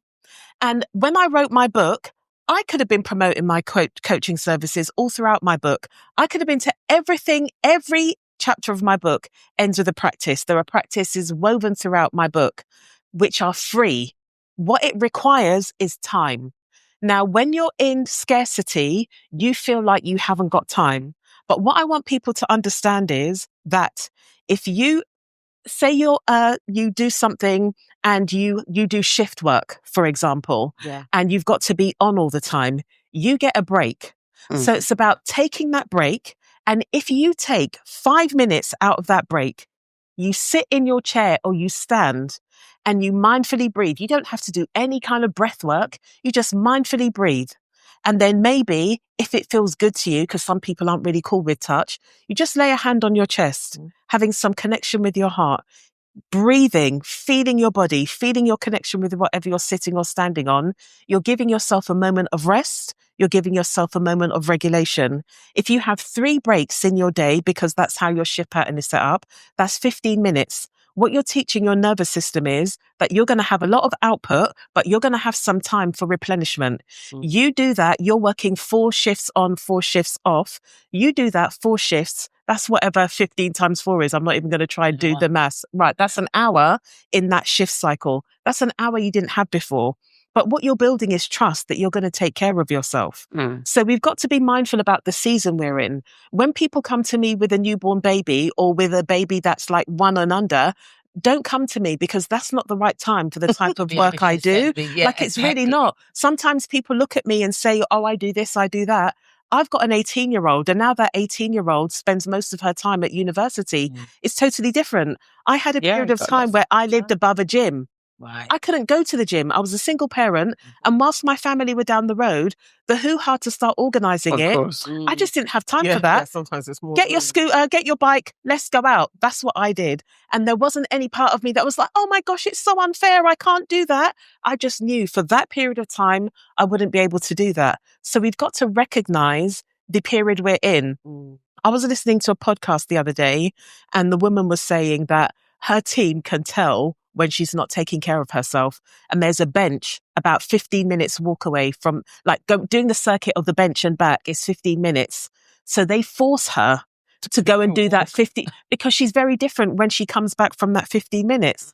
So if we can start to change our relationship with time and stop doing this, it's got to be intense. It's got to be a retreat. Rest isn't just sleep. Dr. Sandra Dalton-Smith talks about the 7 types of rest we all need. There is that physical rest, there's mental rest, there's emotional rest, there's spiritual rest, there's creative rest, and I can't remember the other ones. They're in my book if you'd like to read. But we've got to think about what is that type of rest? Is it a case of, do you know what? I'm just going to go to... When I used to do social work and I was rinsed out, depleted, I would go and sit in my car, in the car park. If it wasn't raining, I would wind my windows down so I had the air coming in and I would just sit down. I can't meditate, but I would sit down with my thoughts for a few minutes, knowing that I can... There we go. That's meditation. But that's what, so it's like, be creative with what you have. Let's stop thinking that rest is sitting down doing nothing. Sometimes going for a walk is rest. Sometimes getting your colouring book is rest. Sometimes just walking around your building and not having a conversation with somebody, like take the long route to the tea room, wherever it is you go make your beverages and just go and do that and be mindful about that drink you're making and have that because it all compounds. And over time, your body starts to recognize, do you know what? She's going to rinse herself out doing this thing, but we're going to get a little moment of pause. And it has a huge impact. Agreed. So another question from the entourage. How accessible are wellbeing and positive mental health practices for Black women? And should Black women create our own holistic wellbeing spaces? Right. As we do, but do we? Should we? Well, leading on from what you said, I think this is the whole thing. It's not, people say they haven't got time, but they can binge watch a show. And this is how we perceive the thing. A lot of the time when we actually have time to be on with ourselves, we look for distractions. Washing. Because the reality is, when you really deep it, spending time with yourself is a difficult thing. You're going to find some uncomfortable moments. Not like every meditation's great, or every time I have a sound bath, it's great, or every time I have a yoga session. There's uncomfortability, there's contradictions, there's things that are evolving, there's good stuff, bad stuff. So I think that the whole point is what's happened is we've gotten so used to being distracted and filling time. And I think we notice it more with our kids now in this day and age, where it's like they can't be bored and where we got to that's what we've done to ourselves. All right. Yeah, exactly. Yeah. All right. So just what should we do? Let's wrap. So mindfulness quickly. Sorry. I think that mindfulness happens literally in your mind. This is the thing. Can you say that again? Mindfulness happens in your mind. So it's not about not an external activity. Okay. Meditation is not something you can't do. All it's about is connect. Buddha says, if you can connect with your breath and concentrate on your breath for 8 breaths, you're in meditation. But your question was about whether spaces should be created for Black women. Absolutely. The space starts here, though. And that's the reality. Yes, there should be spaces, but actually it's about the practice itself, where there are, I've sent people YouTube videos of quick meditation, 1 minute meditation, 3 minute meditation, and it's just got them in a habit, like you say, of considered rest, like really mindful. I'm going to not do anything for 3 minutes, just sit here and do nothing for 3 minutes. I might stay, but that's what stillness is, what we're afraid of. Do you know what I mean? So yes, there needs to be spaces, but like everything in this world, it starts with your own mind. Okay. But what I want to say is that when I didn't know how to do that, being in community with people helped teach me how to do that. And what I've recognized by holding space for people with lots of backgrounds, Black women will specifically say to me, seeing me do it the way I did it helped them be able to do it. And the thing about, I feel like you were going there are some things that are so innate within the Black experience, it can be quite difficult to articulate it without tripping into people starting to question you and you're having to explain yourself. So what I found when I've held spaces for Black people, Black women, there are just certain things where we just look at each other and we know. And that is so affirming and liberating simultaneously, that those things are really, really beautiful. So but going back to that, I think Black women are the worst for finding time for themselves. And as somebody who's I've held spaces with FFG, quite big spaces, and everybody wants to come to do more. But when I've held yoga spaces, and bearing in mind this is specifically for our demographic, and I've put it at a time that works for people, they will still find the reason not to do it for themselves.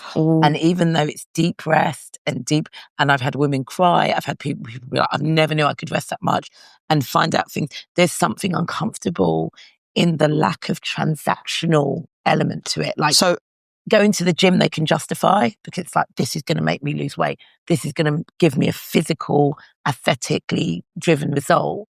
But doing mindful work, like you say, yes, it needs community, but it's your own mindset. It's your mindset, but I think there has to be with you existing, with knowing that there are other spaces, like some of the what Just Jean does, what my friend Andrea does, what to be sustainable. I hear it, but also doing that. For some people who can work by themselves and figure it out, but then it's sometimes going into a space and seeing women that look like me, people that look like me, license to do it. And I think a lot of people really sit in it's privilege or it's white. That's why I created. And seeing you kind of need other Black people to be like, we are doing this. We are doing this. We weren't so long ago having conversations about having a cleaner. Was why'd you have a cleaner? That's so white. Why? Listen. 50 best years investment ever. Best investment ever had. It's crazy, but in certain Black spaces, you needed a whole load of Black women being like, I have a cleaner. Have a cleaner. I've had to fight friends, send strangers around to their house with cleaning boxes. I think it's freeing yourself of some of the things that we have been told that we are not allowed to do. It's programmed that way, though. Yes. It's been programmed. It's the unprogrammed. It's deprogramming. The societal constructs, and that is, if we just start working on that, literally question everything. Question why am I eating cornflakes this morning? Why am I getting on?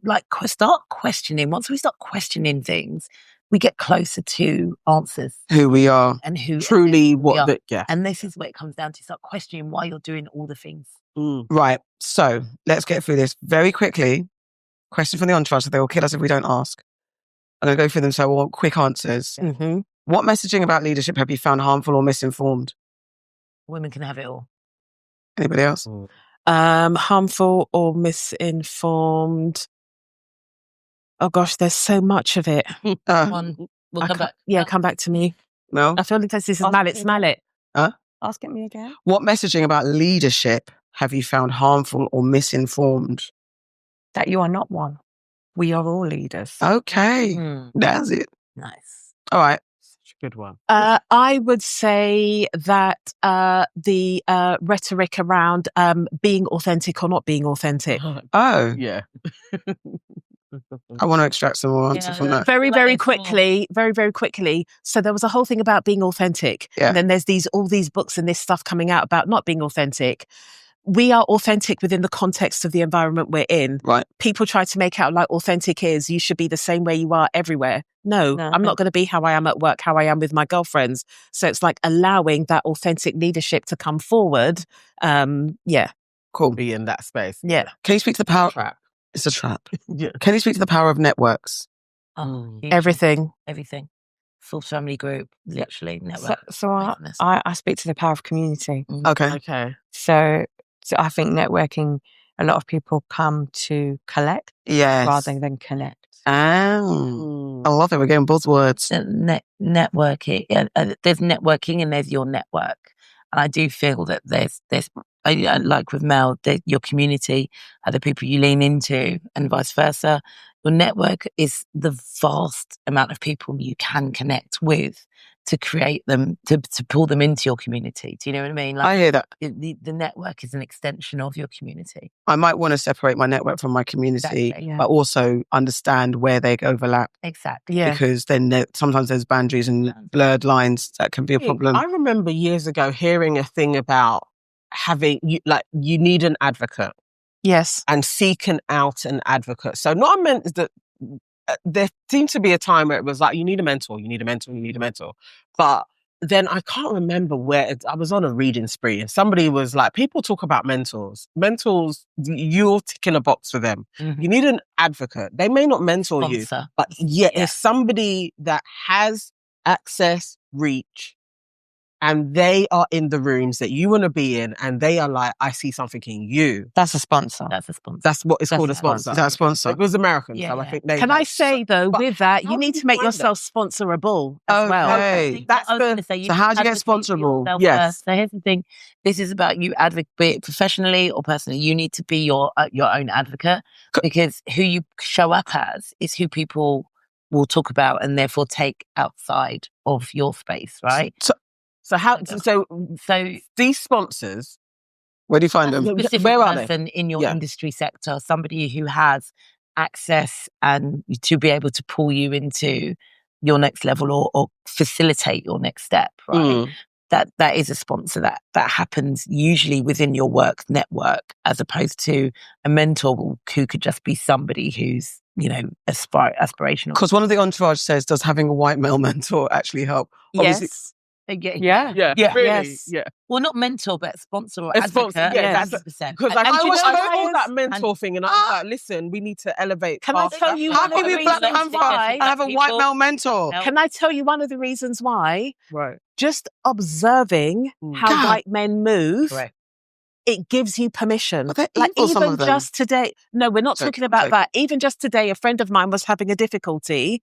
And I said to her, if you were a white man, what would you do about this? She patterned up real quick. Oh, she became very solutions focused. She became very creative. Yeah, you were like all on one accord. A white male. You were like, yep. But how you how do you find one if you're in your black bubble? Structure of society, basically. It's a supremacy thing, right? And it's bullshit. We know it. So we're not saying that white men are better than. Yeah. We're saying they're more useful because they're positioned. They'll give you the keys to the kingdom. They're positioned in places that have access to potentially places you want to be. So, I mean, personally, I'm just like, I'm just like, be you with everybody. Some people are going to get it and want to be part of that, and some people aren't, and that's fine. Like that. But you're not selling out by having one. Have you got one? Have you had one? Probably earlier on in my career, but probably through my leadership programs, I am open to partnering people with white males. Yeah. Cool, blimey. Yeah. Can I just pause? And I talk about what I also, when I talk to them. So if I'm matching someone up with a sponsor, I will sit with that sponsor for a significant amount of time. Sure. Okay. Reverse mentoring. Yeah. So I'm not a fan of reverse mentoring, actually. No, I know what you mean. Because reverse mentoring actually benefits the person, the more senior person, as the person. So I'm more of a fan of either reciprocal or sponsorship mentoring. Yeah. This is so corporate. Interesting. Yeah. Just the thing about the white mentor or sponsor, I personally have not had, like, I haven't had, this is my white sponsor. Yeah. But I will watch YouTube. I will read your books. Okay. I will look at your steps and I'll be like, do you know what? I'm going to embody Take some of that. Yeah. All right, Okay. guys. Entourage, a lot of questions have been answered. Great, though. You guys have been amazing. Okay, nutshell. We've got to take pictures and do a little video and then we're done. Mm-hmm. Nutshell, self-care practices that you swear by. In a nutshell. Go, Davina. Nutshell. Breathing. Right. Drinking water. Movement. Mind your business. Movement. Yeah. Movement. That's Tamu. Boundaries. Right. Boundaries, strength training, and a sleep routine. What is strength training? weights. Lifting weights. Fine. I just wanted to make... Not everybody knows what these words mean. Press-ups, calisthenics. Like, that's enough now. You don't have to go to a gym to strength train. So my self-care routine, I would say, is I love going to the gym. I've really found that this year. I love to shop. Yeah. I actually enjoy it. I love cooking. I love having people over. And I like spending time, making time for myself. Those are my routines. Thank you very much. Aww. And now, about yourselves. What are you doing now? What are you working on? What's happening? So I am obviously coaching, which I love and adore. I'm going to be running lots of wellness days through Forbes Family Group. Next one's on 7th of February, 1st of February. Coming. We have to come. Be breathwork, yoga, sound bath. I'm there. We are in. Honestly, I've run them before. They're amazing. The book is in deep editing stage. Good. And it's very much about all the societal things, but equally it's about shifting, not hard and fast rules, just creating small changes that are incremental, sustainable, and have a real impact long term. And it literally starts with breathing and drinking water and movement. Mm-hmm. And it moves on to purpose and career and all the other things. And Forbes Family Group, it continues to do lots of exciting things next year. So yeah. That's me in a nutshell. Thank you. Recruit people in PR and digital as well. And not experience burnout. Yeah. Not at all. I meditate. I was saying the other day, I had 2 meetings cancelled and spent like 2.5 hours meditating instead of filling the time with emails and stuff. And I had the most productive week I've ever had. That was on a Monday. And I had the most productive week I've had in 8 years. I told you about that. It was a lot. So honestly, learning to breathe. A lot of women just breathe here, breathe into your belly. Learning to really breathe and connect with yourself is truly the path to success. Like connecting with yourself, then everything else falls into place. You connect with other people, the world in a completely different way. Thank you. You first. Yeah, we'll first. Tell me. What am I working on succinctly? I have just like not properly, but started to work under my new umbrella, which is the Embodied Leadership Group. Nice. Which is about nervous system informed leadership. Nice. And I work with organizations and also individuals. So the main thing I'm working on at the moment, which is something I've just launched, which is called the Emerging Thought Leaders Toolkit. And it is a program for service-based entrepreneurs, founders, experts, academics who want to build a thought leadership profile so they can get paid to speak, so that they build a profile that's attractive to people like publishers. And so they share content on social media that has journalists knocking on their door saying, can you write an article for our magazine? Because that was so powerful. Amazing. I'm going to talk to you about that. Definitely. Thank you. And Mel. I think it's more of what I've been doing. So one of the things this year that I set myself a goal was to be more active and push myself on social media. Which you've done very well. I have done. I'm going on a brand trip. So that's one of the things. Come on. Yeah. Yeah, because I've decided there's a gap in the market for women in their 40s to be influencing, but also from a cultural perspective, because at the end of the day, nothing against Gen Zs. I love, I have a daughter, but I don't want my 20-year-old to be telling me what's good for my skin. Right. Because they are not in the same place as me. Right. So Amen. Exactly. Not the same. It's not. Thank you. So that's where I'm at. One of the things that I'm at. More of my leadership programs, because they are life-changing for people, continue with my executive coaching and more things for my Pow Her Collective. Obviously, it's something that I've curated and I love, because I've done it by, I suppose it was started with the women in my phone book, and just really to continue to be great and have a soft life. Hello. Amen. Love you guys. No, we don't do. It's been a very good, Thank very you for good, having very us. good. Thank you for having us. Davina, Tamu, and Mel. And the book, obviously, the book will be out next year. Yeah, of course.